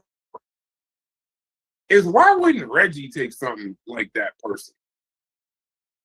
Do you understand where I'm going? Like if you tell me, say Corey, you put for some reason, at 3 o'clock in the morning, when the only nigga, or 2 o'clock, whenever he did that James Bond bullshit with they server, somehow me and Chef in different houses asleep put a battery in Chef Corey back to say all of this shit and do all of this shit. But you're not disrespecting me when you say, hold on, I'm almost done, 10 seconds. You're not disrespecting me when you say I'm putting a battery in the back, pause, to make a nigga do something. You're actually disrespecting the nigga that you're saying I could just make do something. Nope. Reggie should be mad about that. Corey and them should be mad about that. That's crazy as fuck. You don't understand what he's saying, but I understand what he's saying. Because I speak fluent white people, but I also speak fluent Negro. And when you speak fluent Negro, what he's actually saying to you What he's actually saying to you is that you be paying these niggers to come up against me. Pain? You said pain? That you have the ability to put batteries in people back, brass. You have the dollars. But how do you make a grown man do what he don't want to do? How do you have the? No, that's a real question. How can you make a grown fucking man? Donations. Corey don't got no fucking channel. You ain't got no channel. Donations. I heard that they over here handing out the donations. Oh man. Jesus Christ. All right, man. Hey, what you gonna say? You know, this is we are at. I mean, what can you say? You're on your Elijah. Wait. I literally was thinking that exact sentence in my head. What could I possibly say to a nigga that would even believe that? Do you know what you gotta believe about yourself to think that I would pay a nigga? You must think that Mount Olympus shit must be real. That I would pay a nigga to go at another nigga on YouTube. I can't even make this shit up. You know what? Hey, the well is run dry. The bank is closed. Fuck it. I don't even know. Whatever it is, this is crazy. Listen. This is crazy. You are. Remember that movie with Shirley Temple? What was that? What was Daddy Starbucks or Daddy Warbucks? Shirley Temple is like a drink. Annie. What? The guy who adopted Annie. What's his name? What's her name? What's his name? When you watch Annie. Yeah. I don't know. Yeah, Daddy Warbucks, the one with the money. Yeah. You have the ability, brass. You have the ability to pay a Negro. I think a person that would say that must not understand how money works. So guess what? You're putting batteries in people back. That's just pause. I can't say enough pauses for that wild ass shit. And then two, I mean, I don't know, bro. I would just be offended if a nigga said that this is how much it costs for them to say anything they want to me and do anything they want to me. That's the offense to me. It ain't even, because at that point I don't even care what a nigga said. What it is separate of me. Corey and them got real issues. Corey and Chef got real issues. People, JJ 7000, Reggie, all these people, they got real issues they trying to sort out. With him, I don't need to, bro. Nothing. I'm giving it too much light by even saying it. To be fair, Brad, I'm not trying to sort any damn thing. You know what I mean? Yeah, I'm clear on where we stand, and I appreciate where we at. You see what I'm saying? Yeah, I said the same thing. I said the same thing. When me and him, he calls it cordial. I like that because I don't gotta, like, if I see him, it ain't no issue. If I saw the nigga in public, it wouldn't be nothing. But, hey, what's up, nigga? Hey, what's up, nigga? That was it. That would be it. Even if we on panels, just keep it 100. I only respond when you say my name or try to slander the Discord or slander TMI or something like that. But none of this. The wild part is if I seen him in real life, I'd be like, "What up, bro?" Yeah, and just keep it moving. Like it's not like I want to whoop his ass or some shit. Like, dude, 60 years old. Like, bro, what the fuck? Like, what am I doing here? I'm not trying to whoop his ass, but I'm gonna say what I feel the truth is. Yeah. Right? I'm gonna say what the fuck I feel. Like, so again, I ain't got no beef with this dude. ain't no beef. I don't know. I ain't had beef in a long But don't that sound weird? Years. But that's what I'm saying. Don't that shit sound weird as fuck? That shit sound crazy, bro. When you saying shit like that, that sounds, because what happens is he said something on the last show that I thought was kind of fly. Like he was like, bro, you know, you and your wife supported my business. right? Y'all supported me. I'm not gonna motherfucking do a show where me personally, I'm slandering you or this, that, and the other. Because I mean, goddamn, like it ain't. And I agree with them. That's why I don't do that shit publicly. But because I don't stop other niggas from saying how they feel, to me, that's Corey. You know how I fucking feel about a nigga saying I'm gonna allow you to do something or I'm gonna let you do something. I'm not doing that to other people. No way. I'm never doing that because I think that's too arrogant. Now that's way too arrogant to be like, well, you know, you allowing it, bro. They grown. That's some slave master shit. I ain't gonna tell a nigga what he can and cannot say. If you go, yeah, because you gotta remember. We suggest, like, bro, you know, I don't think it's a good idea to go there today. You know what I mean? Like, y'all told me. But the funny thing is, y'all, it's funny how this shit comes back around. Because y'all was the ones telling me, bro, just stop talking about the shit. You'll be at peace. I did it, and I was at a lot more peace. But when y'all say this shit, now we finally excited about when we think we could get him. Now you like, no, we just talked about this, nigga. Yeah, we just did. I've been there before. I've been there before. I've been where y'all was at, wanting to yell, scream, go crazy. I don't want to do that. I've been right where you was at before. I've been right like, yo, y'all really about to try? Yeah, I've been there before too. So you know what I'm saying? That's the whole shit kind of funny. I don't believe this. No, this ain't on me. And I think that's a deflection and a projection. I think if niggas got real problems with you, sort it out with them. But as far as I'm concerned, bro, I don't get any. When I say that shit or I get really upset logic about it, and I just be like, this, that, whatever. That shit was bothering me, so I had to get that shit off on heart. Like, fuck it, like he doing his shit, I'm doing my shit. But when other people say it, it don't bother me because I know that that's some shit at some point they gonna get past. I done seen niggas call that nigga everything besides a child of God and get on a panel and laugh with the nigga.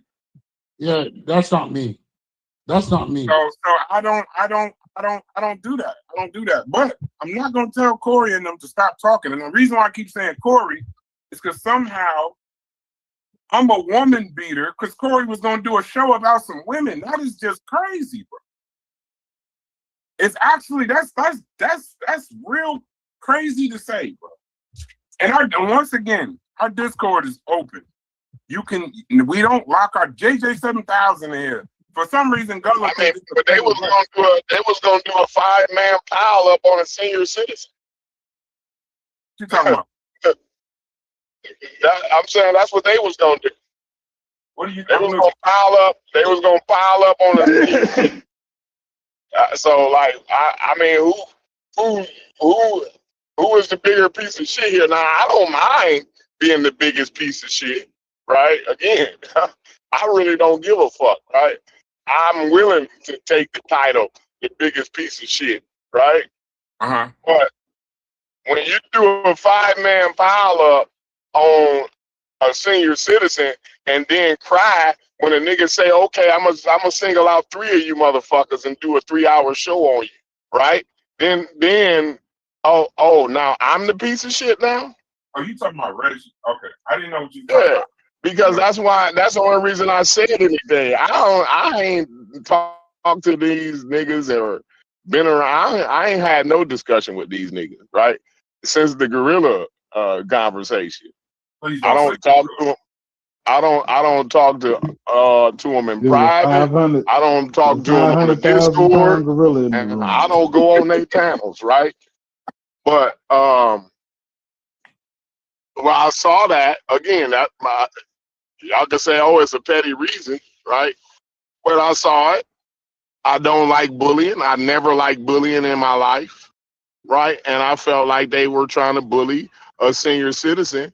And so, again, I feel like I can throw some shots, right? If y'all willing to clown, and make fun, then okay, it's fair game then.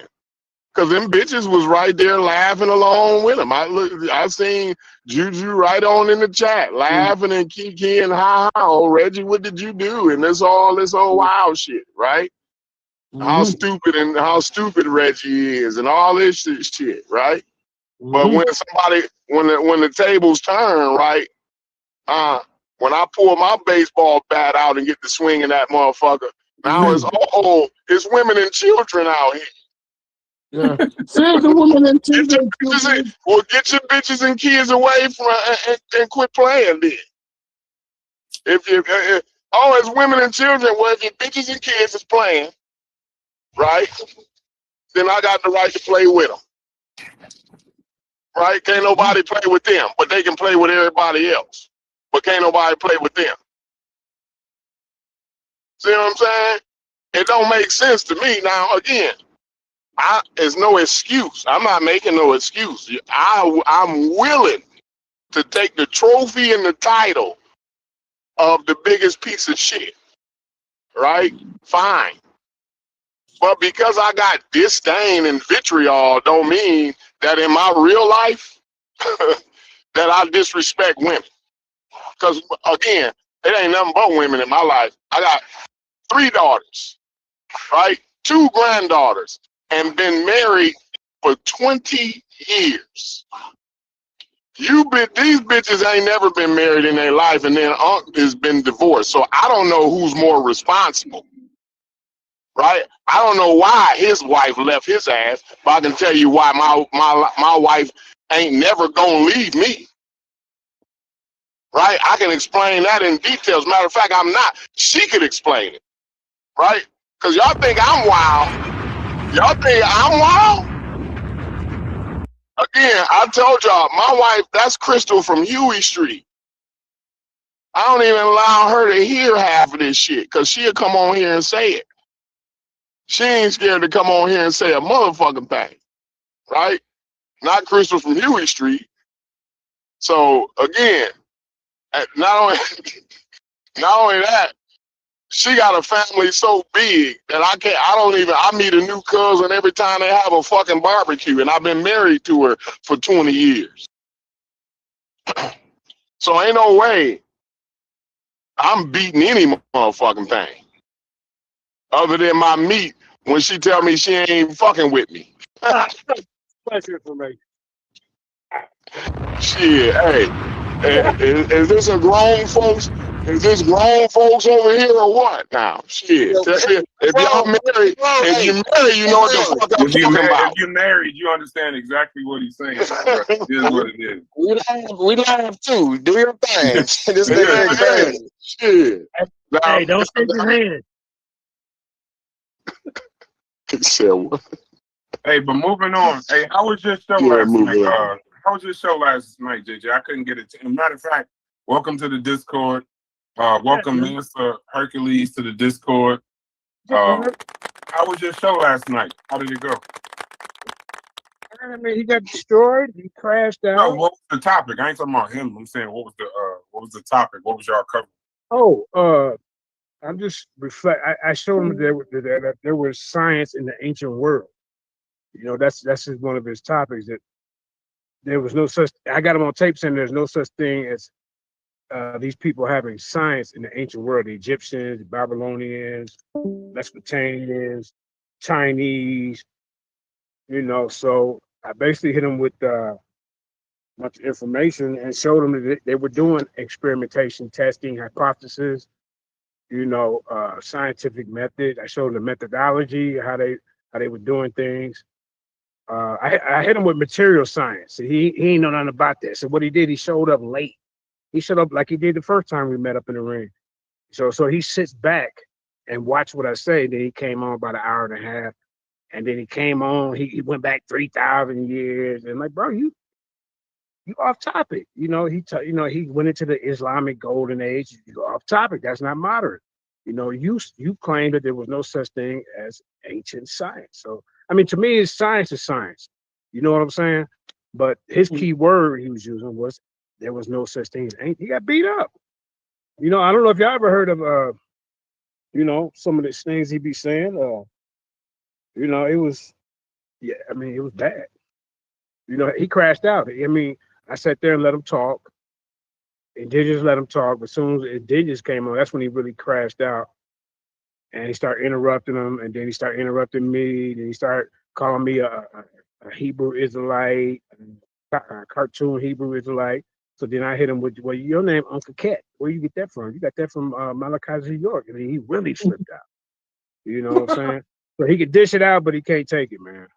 Yeah, I mean, if you go on different platforms, you go on there to, to entertain a new audience. You go on there to, try to get new subscribers. And it was a bad look for him. I mean, y'all should replay it. It was a bloodbath. I mean, the information, he started talking about Charles Darwin, and I'm like, bro, he's not a good debater, so. How did you get on the science conversation? Was that something from your channel, or how did y'all get on that? Is that something y'all always been on? Well, me and him been going back and forth for years about science stuff, and to me, he pushes when he pushes Charles Darwin and people of that nature, I know how Charles Darwin felt about our people. And I feel that he pushes scientific racism, and he discredits our people and uplifts the Europeans. So when he was saying that, science didn't start until what did he say, that 1700s with these people? This is it's a problem, man. They may not have called it science back in the day, but even the word science comes from the Latin, scientifica, and then that scientifica is translated from the Arabic. So they didn't even come up with the word, bro. So why do you say that he did? I never heard y'all argument. I apologize, but why do you say that Darwin? You said he does what? He disrespects black people. You said. Well, yeah. I mean, if you go look in his book, what's that? Natural Selection, or I forget the name of the book. But it's got us as lower class of human beings. They evolved before us.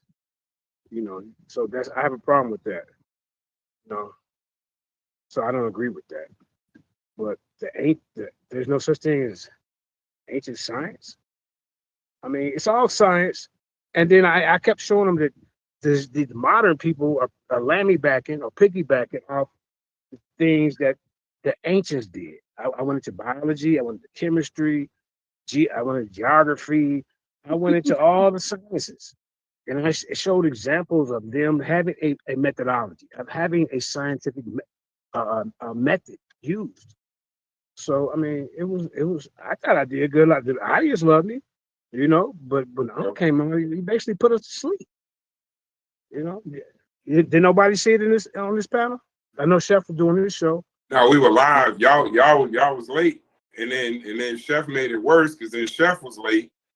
So it's like even if he's trying to watch y'all, we had to wait a half hour. By the time I caught a little bit of it, but I don't think when I saw it, you were the only person on the panel, and I think the guy was asking you, did you need to leave your sources up while you was talking or something like that? Yeah, so yeah, I gotta leave them up there because it was part of my my outline. You know what I'm saying? And he got on there. I went to the Oxford Handbook of Science. I think I seen Chef breaking that out last night when I peeked. Chef was actually saying some of the same stuff that I was saying when he did his show last night. So then, but what did he try to do? He tried to discredit me, as far as me being ex or Hebrew Israelite. He tried to paint that picture. I said, I'm none of that no more, bro. I'm a truth seeker and a free thinker. So you can't put me in a box. And that was one of my handicaps when I try to have a discourse, conversation with other people. They would think of when they think of Hebrew Israelite, they think of the Tazariaks and what I'm saying, them type of characters. Yeah, they give Hebrew Israelites a bad look. Anytime you putting down Africa but you got Guatemalans and Panamanians, and Mexicans, Native Americans and they be having them in there and they say nigger more than us. Katazar, for example. You know what I'm saying? So yeah, man, I feel and just the doctrine wasn't right, man. So I had to But move would forward. you agree? Would you agree at a bare minimum, you got to be careful? Now with that Darwin thing, anybody in here familiar with Darwin? Because I heard that argument before. about the racism part. In the chat and on this panel, do y'all agree that Darwin was a racist essentially? Like his work and everything was racist. Do y'all agree with that? Well, he had a sprinkle of racism. Right? He had a sprinkle of racism. Either you racist or you're not, Truce. How do you have a sprinkle of racism?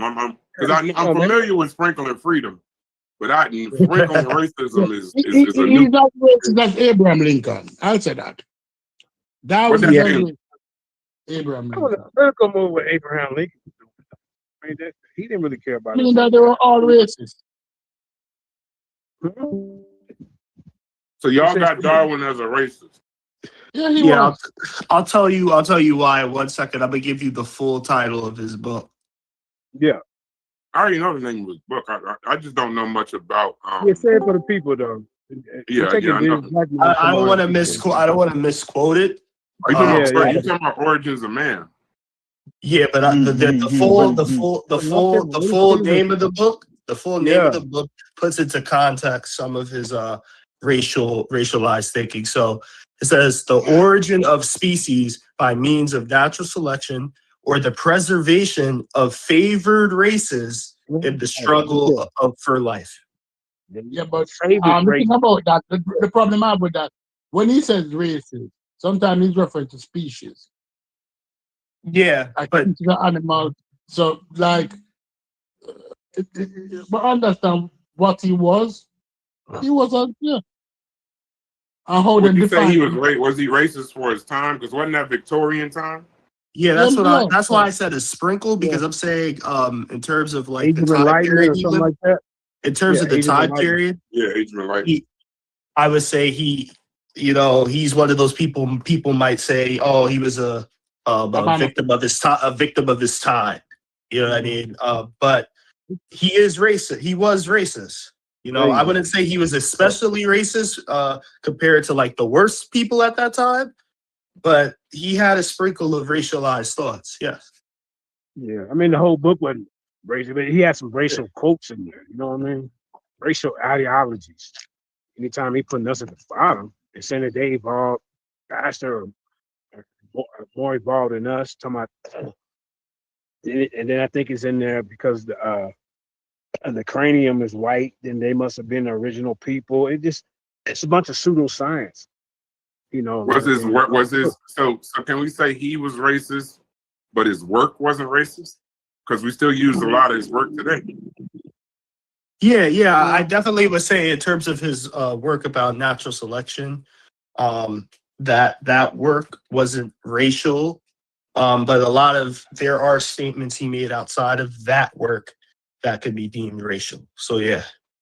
So biology today is dependent upon his work in evolutionary biology. So do you think that that's really an important question, that if he was racist or not, if his work was, if you can actually use his work to fight against racism later, like you think that's a problem that he's a racist?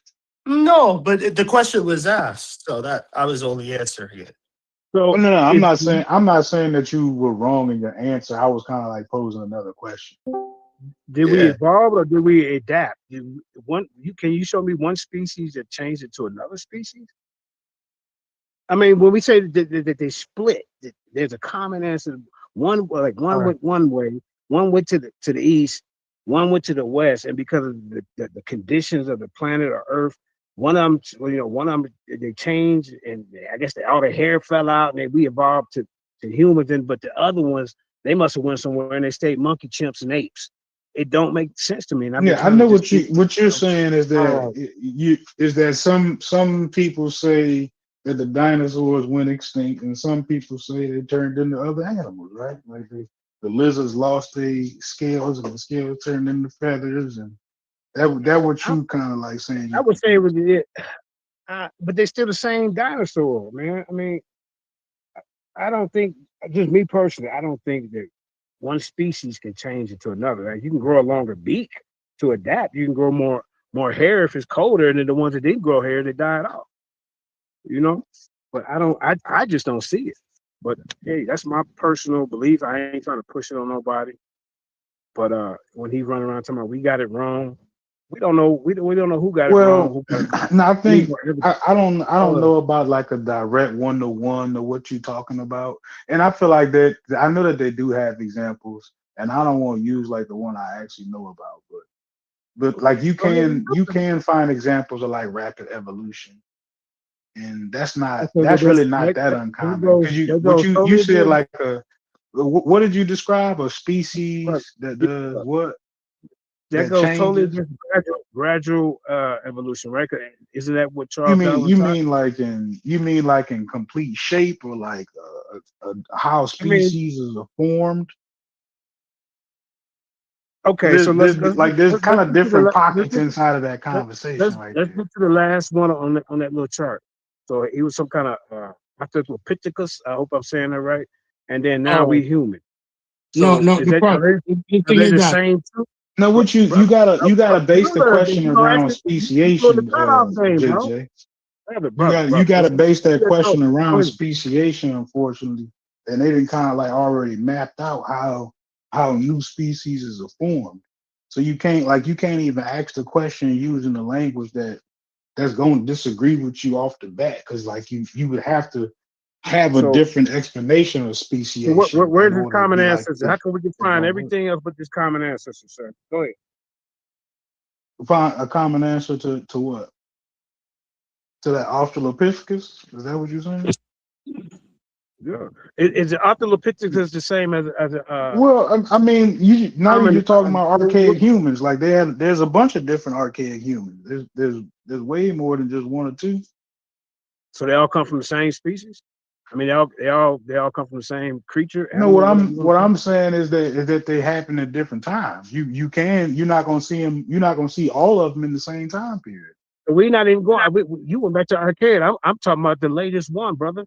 So You asked can me. you? You asked me what came before Australopithecus. That was No, how I I did not. answered it. No, I did not. I asked you. I said, can you show us where's this ancestor that this what do they call him?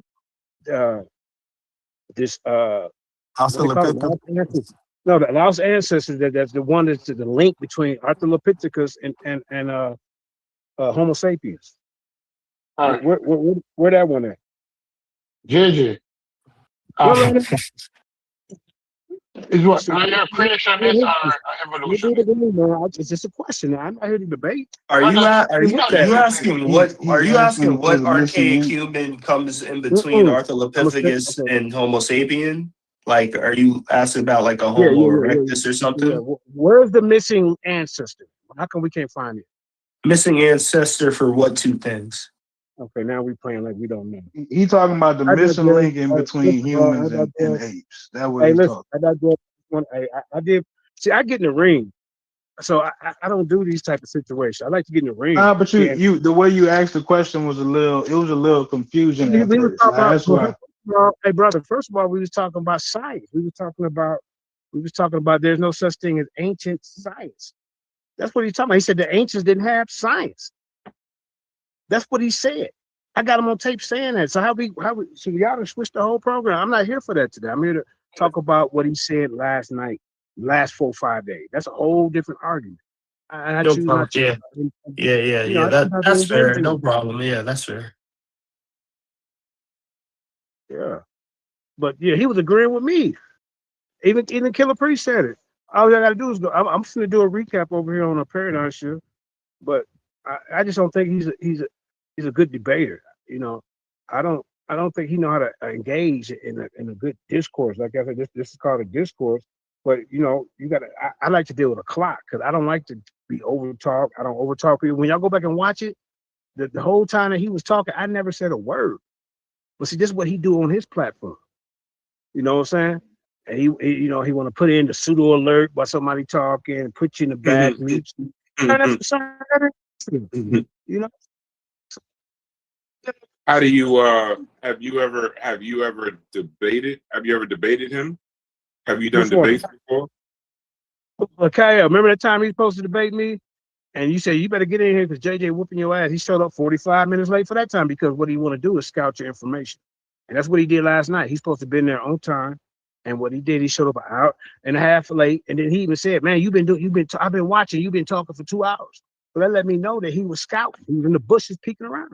You supposed to be up here. What you doing peeking in the bushes 2 hours for 2 hours, then come in and then you way off topic. You agreeing with me. You know what I'm saying? Then he switched the whole thing. Like he been teaching the same thing I've been talking about. He never heard talk about material science ever. Now all of a sudden he got a goddamn slide for it. And then with the slide didn't help him at all. Material science, they all had it, man. And then what you call it? Methodological naturalism. That's Cedric's favorite thing. There's other ways to come to a conclusion. You don't have to use methodological naturalism. I showed him that. And then Kyle was trying to teach him. That's his favorite word. It sound education. But Kyle was beating him the day up. I was over there and Juju, Chill, and actually kind of backtracked their statement and said that, hey man, 30 years the person that was the forerunner of that. And wait, whoa, time out. Yeah, you got your deal right there. Is that what happened? Time out. Truist. Yeah, that's what I've been at all morning for the most part. Truist, 1 second, Truist. So Truist is trying to figure out why nobody said nothing to him. So you mean it took all of this to finally admit that Thales in 500 BC actually did have at least an early form of methodological, because y'all just fucking up the word. I'm gonna say it correctly. Yeah. Y'all could, I've been letting y'all, I've been listening to y'all fuck up that word. Methodological. I said it right. Right. Methodological. God. Niggas been saying methodological all day. But it's all good. It's methodological naturalism. You know, I'm on my spelling shit lately. Don't say it lately. But yeah, go ahead. Methodological. You always say prerequisite. Like, you know what I'm saying? Hold on. But when Kyle said it, see, this is what happens. On a public ring, this is the narrative though, Kyle.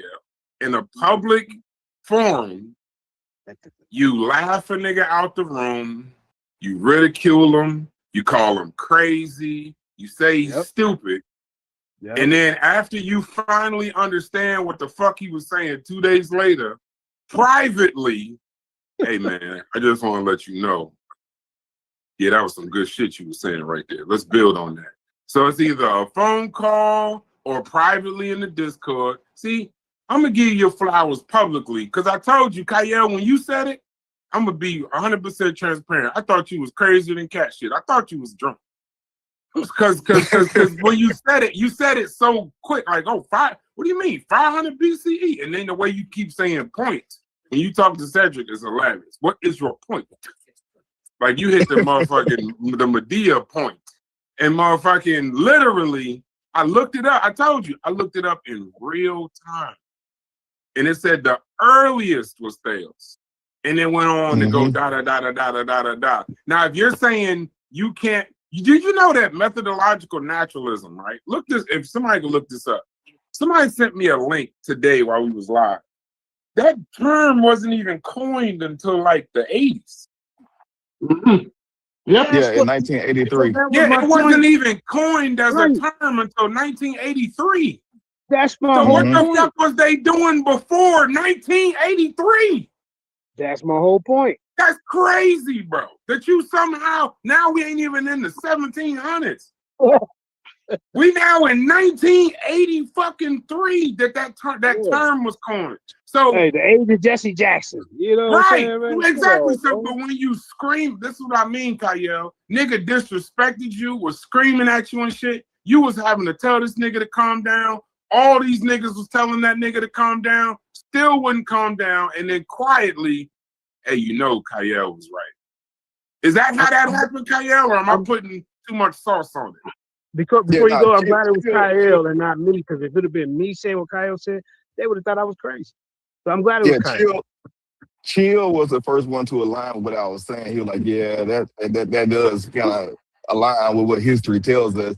And then I put a source in there from Invesco And I was like, man, tell me that. Like, y'all can tell me I'm crazy all day.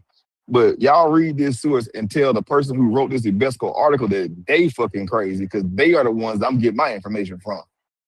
Right. Yeah. Damn, brother.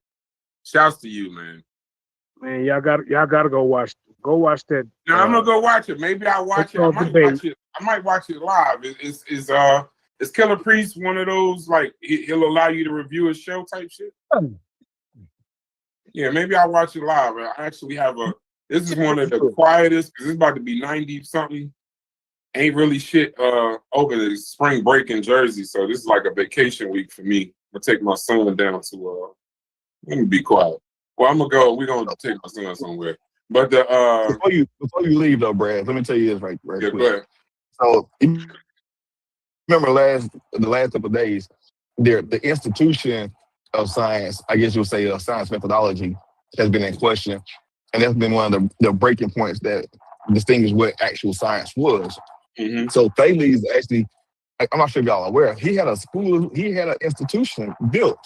It wasn't big and bad, but it was built off of that foundational level. It's called the Malayan School of Philosophy, if y'all want to look it up. I'm gonna look it up now. And they actually taught methodological naturalism to all their students. Are you serious? Yeah, like that's what Now for clarity, I just want to be clear because I already know how this is gonna get spun. See, I'm looking at the spin in the narrative already. Because at this point, I'm sure it's gonna be said that this never happened. So here's the second part. Now, what was added to when the term modern science came around? Was there something added to methodological naturalism that made it different, or was it the same essential methodological naturalism? Can we call that another MN? Was it the same MN that Thales was doing in BCE? Like, did it change along with the revolution? Is what I'm saying. I don't know what was changed other than the governing body of that institution. Okay. It could be certain things that was changed, but I'm not gonna put you No, I got it. window. I'll look it I would up. say if you because that's the fight. That's always gonna be the fight. That it wasn't because I already know that I'm looking for narratives and spin. It's gonna be that methodological naturalism, like Stu P said, was what the savages was doing and the primitives was doing.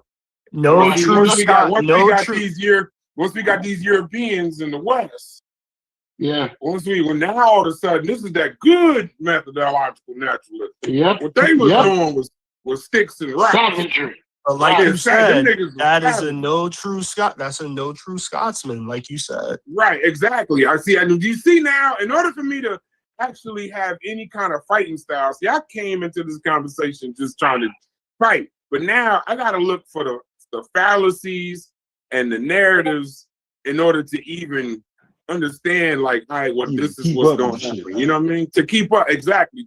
To try to keep up in the conversation, I got to look for narratives. I can't fuck the information. That shit, niggas apparently don't care about that. You know, it never was about accuracy, dog. It wasn't about accuracy of the information. That's a fact. It was never about that. You're fighting like you're fighting logical people. That when presented with the evidence, this Negro will have to circle up. No, you're not fighting those people. It's not that you're fighting. You're fighting crackheads. Always remember that. Jesus Christ. Jesus Christ. Oh my man. Dang. Oh shit. Yeah, I found it. It was one, but hey, congratulations to you, Kyle. I know it's not even in order. I know you knew you was right when you fucking said it. But apparently you gotta get called there's a rule, you gotta get called 5 dumbass niggas. You gotta be in the barbershop. You just didn't get to the beating your wife in a drunk part. You keep talking shit. I'm telling you now, if you keep talking shit, I went to war last night. Why is he getting congratulations? Yeah. You're gonna be a drunk. I don't know if they done. I don't know. Have you reached the drunk beating your wife status yet, JJ? I don't know, because apparently I'm already in rarefied air. I'm already a dumbass nigga and supporting the beating of women. They ain't called me a drunk yet. No, they technically have called me a drunk. So yeah, I've been a drunk. Shit, I'm damn near batting 1,000. So shouts to you, Kyle, bro. You ain't reached Mount Olympus. You know what I mean? you ain't reached Mount Olympus yet. All you are is just a dumbass nigga. So I pointed out last night that they were dealing with optics, zoology, botany, engineering, material science. Material science really killed. The material science busts his damn head. It said material science is a study of properties and application of various materials, including metals, ceramics, polymers, and composites. The ancient civilizations of Egypt, Mesopotamia, India, and China made significant contributions to the development of material science. They developed an understanding of properties and application of various materials and made major advances in the production and processing materials. The scientific method used by the ancient material scientists involved observing natural phenomena, developing hypotheses and theories, and testing them through experimentation and observation. So Cedric wants to just say that these people, what do they call it? Methodological. Say it again for me, fam, so I can say it. Methodological naturalism. Yeah, and no, they weren't using that. They was using a different method. So I mean, if y'all, I hit him in the head, bro. You ain't never heard Unc talk about material science ever. So that's why I know he was sitting back taking notes. And then when he came in with his source, it was basically saying the same thing I was saying. But he was taking, like it didn't say, he'd take your source, make it, if you can't beat it, join it, and then but add a twist to it. And then I went to the Cambridge History of Science, edited by David C. Lindbergh. I went to the Oxford Handbook History of Science, edited by Jed Z. Buchwald.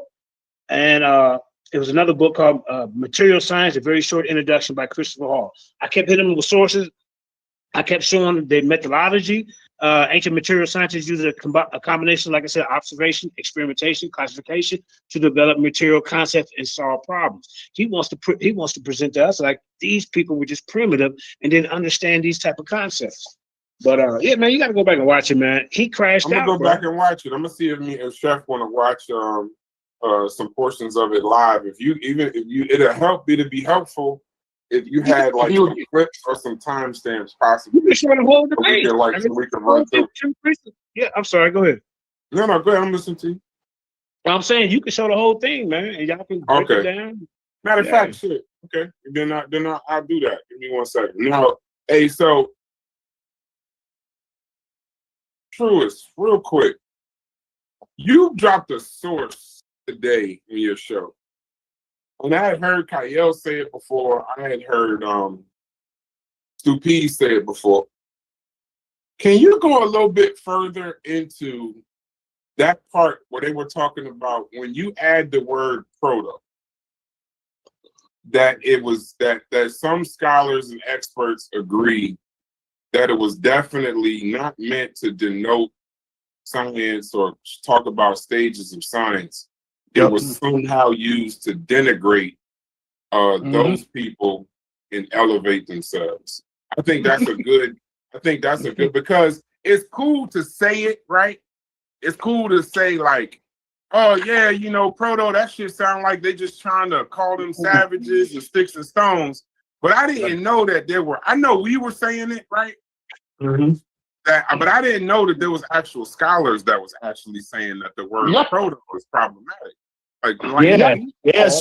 So Brass, what you're alluding to, it's interesting because what I was reading from was their fucking source. That wasn't my source. It wasn't my source. I could really go get the sources that actually dive deep into that, but that was from the Wikipedia article for Science. And right in the history part of the Wikipedia article for Science, it explains there that many scholars argue that the labeling of things as proto-science has been used to denigrate certain societies and their practices. Bring And, it up. and it went further into saying that mind state a lot of times come from people having presentism and having a presentist mindset where you are trying to apply present qualifications on ancient societies. All right. So when you look at societies retroactively, you can be having a cultural bias trying to apply modern qualifiers on ancient societies. And it is not, I kept hearing a particular person keep saying it's a categorical fallacy to call people a scientist before the term exists. That is not how a categorical fallacy works. We do need to have this fallacy show. Categorical You fallacy. still gotta mute out, or you got like a DJ mixing in the background. Me? Yeah. It's like a wind. I don't know if it's wind or something. Oh. Let me. Sorry. Because No problem. No. When As people, long as you want to respond, just unmute your mic. But I can't hear what he's saying. But really quick, I'll land my plane so you can go. When it comes to the proto-scientist bit, right? I even said in my show today, I don't even have a fucking problem with people calling something proto-science if they're clear that they mean it is still science, but it's proto to modern science and or what we know science to be today, right? Like it's the prototype for it. As long as you can still acknowledge it's science in its early stages, no harm, no foul. But to me, it becomes denigrating when you are using the word to remove it from being science. Yeah. And that is what I've been hearing the other side do for over a week. Unless I'm let me know Hold something. on 1 second, JJ. Let's do P's go, and then we're gonna go to you. Okay. All right. Hold on, JJ. Hold on 1 second. The word proto. Yeah, let's do The it word real quick. Yeah, the word proto actually means, when they use it, new in the science, not new science. Because proto-science exists today. People doing proto-science today, especially when it comes to STEM, especially when it comes to some of those subatomic particles, because they can't falsify it. So it's new in the science. Right? When real scientists use it, they're basically saying that it's new in the science. What Stephen Hawking was doing was actually proto-science. You can type that up in ChatGPT and ask them if proto-science exists today. And ChatGPT will tell you yes, because it actually means new in the science. It don't name new science. Because people like, it's early science. It's early in the science. That's it. Right? That's what it means. It don't mean it's an early science. I mean early in the science. But when people hear early science, they're thinking that, it's prehistoric science, it's dinosaur science. No, it's not fundamental science. It just means early in the science. Well, as we get better and matriculate more, we get more, and hear the word mature, but we get more vested in the science. Right? Yeah, But people, I like a better word. I like, you know what I like instead of proto? Go ahead, JJ. I just want to say 1 second. I just want to say one word. I just want to say one word. Instead of proto, I like foundation. I think rather than saying proto, I think you should say it's foundational something. Go ahead, JJ.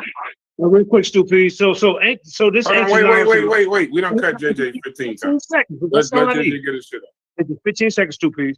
Let's see what I hit him with this last night. The ancient knowledge of material science has been used to advance modern science in many ways, including nanomaterials. The ancient understanding of material properties and applications have been used to develop modern nanomaterials and nanotechnologies. Then I hit him with the biomaterials. The ancient understanding of material properties and applications have been used to develop modern biomaterials and medical devices. I hit him with the energy storage. The ancient understanding of material properties and applications have been used to develop modern energy storage technologies such as batteries and supercapacitors. Man, bust his head, bro. Then my reference, The Ancient World by Peter Steens, The Cambridge History of Science, edited by David C. Lindbergh, The Oxford Handbook of History. And he kept saying, I ain't bringing sources, but I was. So that's very important because they're building off the ancient, the science that it's better to say the science that the ancients used. You see what I'm saying? Because like Kyle said, in 100 years, we're gonna have a different science, and that this stuff right here that's modern will be ancient to them. That's so the dagger. JJ, that's the dagger in the conversation that Stu Pease brought up before. The fact that we somehow believe we doing something special right now. The fact that we believe we doing something special right now, when I think Kyle dipped out, but Kyle was talking about how even now today, they're looking at the scientific method and the flaws within it. Not that it's broken. When they're saying, I don't mean that, I don't think they're talking about how the scientific method is broken. I think they're talking about how the scientific method today it has some limitations that need to be addressed. And it needs to evolve a little bit, and how they're using AI to address that. Kyle, you can come in and make your argument. I might have fucked up what you were saying, but Stu Pease was saying a week ago, and it kind of gave me a real good hey, all y'all people that's in the Discord, in the chat, telling me to look up shit, bring your ass in the Discord on the panel like y'all always do, and bring up your own shit. I was live 2 hours before. I'm live 2 hours now. I'm about to go outside. It's 80 degrees in Jersey. Y'all keep the show going. I ain't gonna lock it up. But dang, it was fucked up my thought. Oh, about the scientific method and how they're looking at the flaws of it. Not that it's broken, but they were specifically talking about the limitations it has and how Stu Pease kind of crystallized this conversation. Because for all the people with their chests out screaming, well, we in modern science now, and what Ibn was doing in the House of Wisdom and the Egyptians was doing, that wasn't shit. But we do, well, they ain't saying that wasn't shit, I'm gonna be honest. They just saying that it doesn't meet the requirements of modern science. Do you know 1,000 years from now, this modern science that y'all so proud of, they're gonna say the same shit about you? They're gonna say the same shit about you. They're gonna say, well, them motherfuckers electric cars. They wasn't doing shit. They're gonna call I think honestly, Stu Pease, I done said this before. I think that's what Elon Musk and them grind for, so that they could somehow be seen as the Newtons and the Galileos 1,000 years from now. Like sick billionaires and shit like that, they sick like that. They want to live forever. Right? They the ones with the brain. They want to freeze their brain and all that other shit. But I think that's that SpaceX, they were just scratching the surface. They're going to say, this modern science we use for SpaceX, like Artemis. Oh, yeah, they were just scratching the surface of where we are right now. That's why you got to be real careful. You got to humble out. Right. When you start talking all of that modern science shit, they're going to laugh at what the fuck we was doing. We're going to look like we was playing Connect 4 compared to what they're going to be doing 1,000 years from now. Mm-hmm.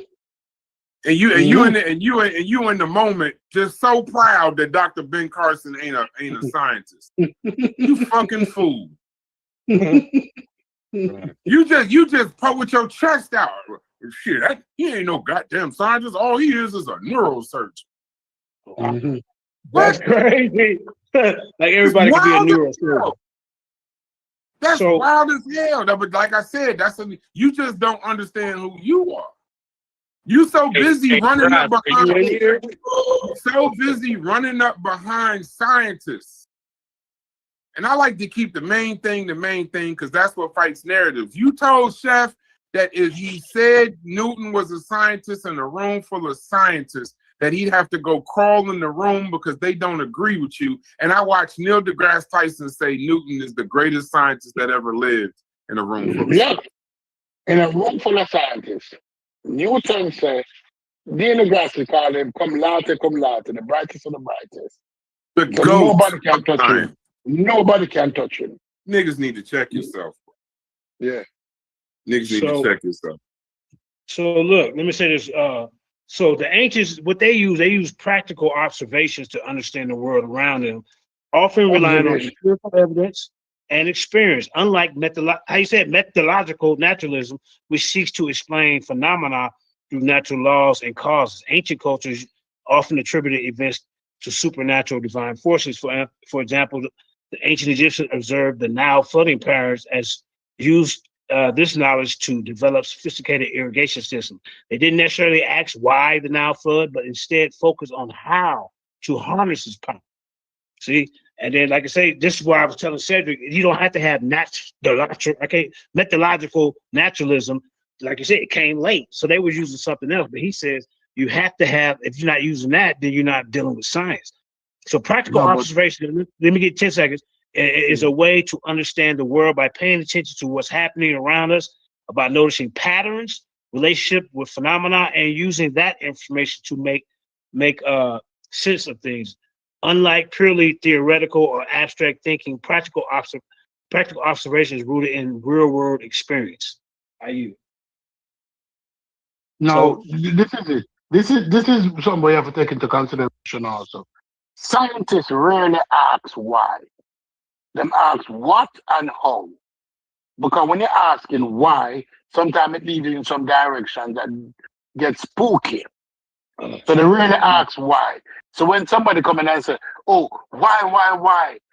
And instead of them scientifically thinking, you ask yourself, does scientists really ask why? Look it up. Look it up. They really ever ask why. They ask how the phenomena work and what causes it to work. They don't ask why a hurricane happened. They ask how a hurricane happened. What must happen in the Atlantic? The temperature decrease. Certain kinds of clouds in the atmosphere. What gets this engine started? They're not asking why is there a hurricane?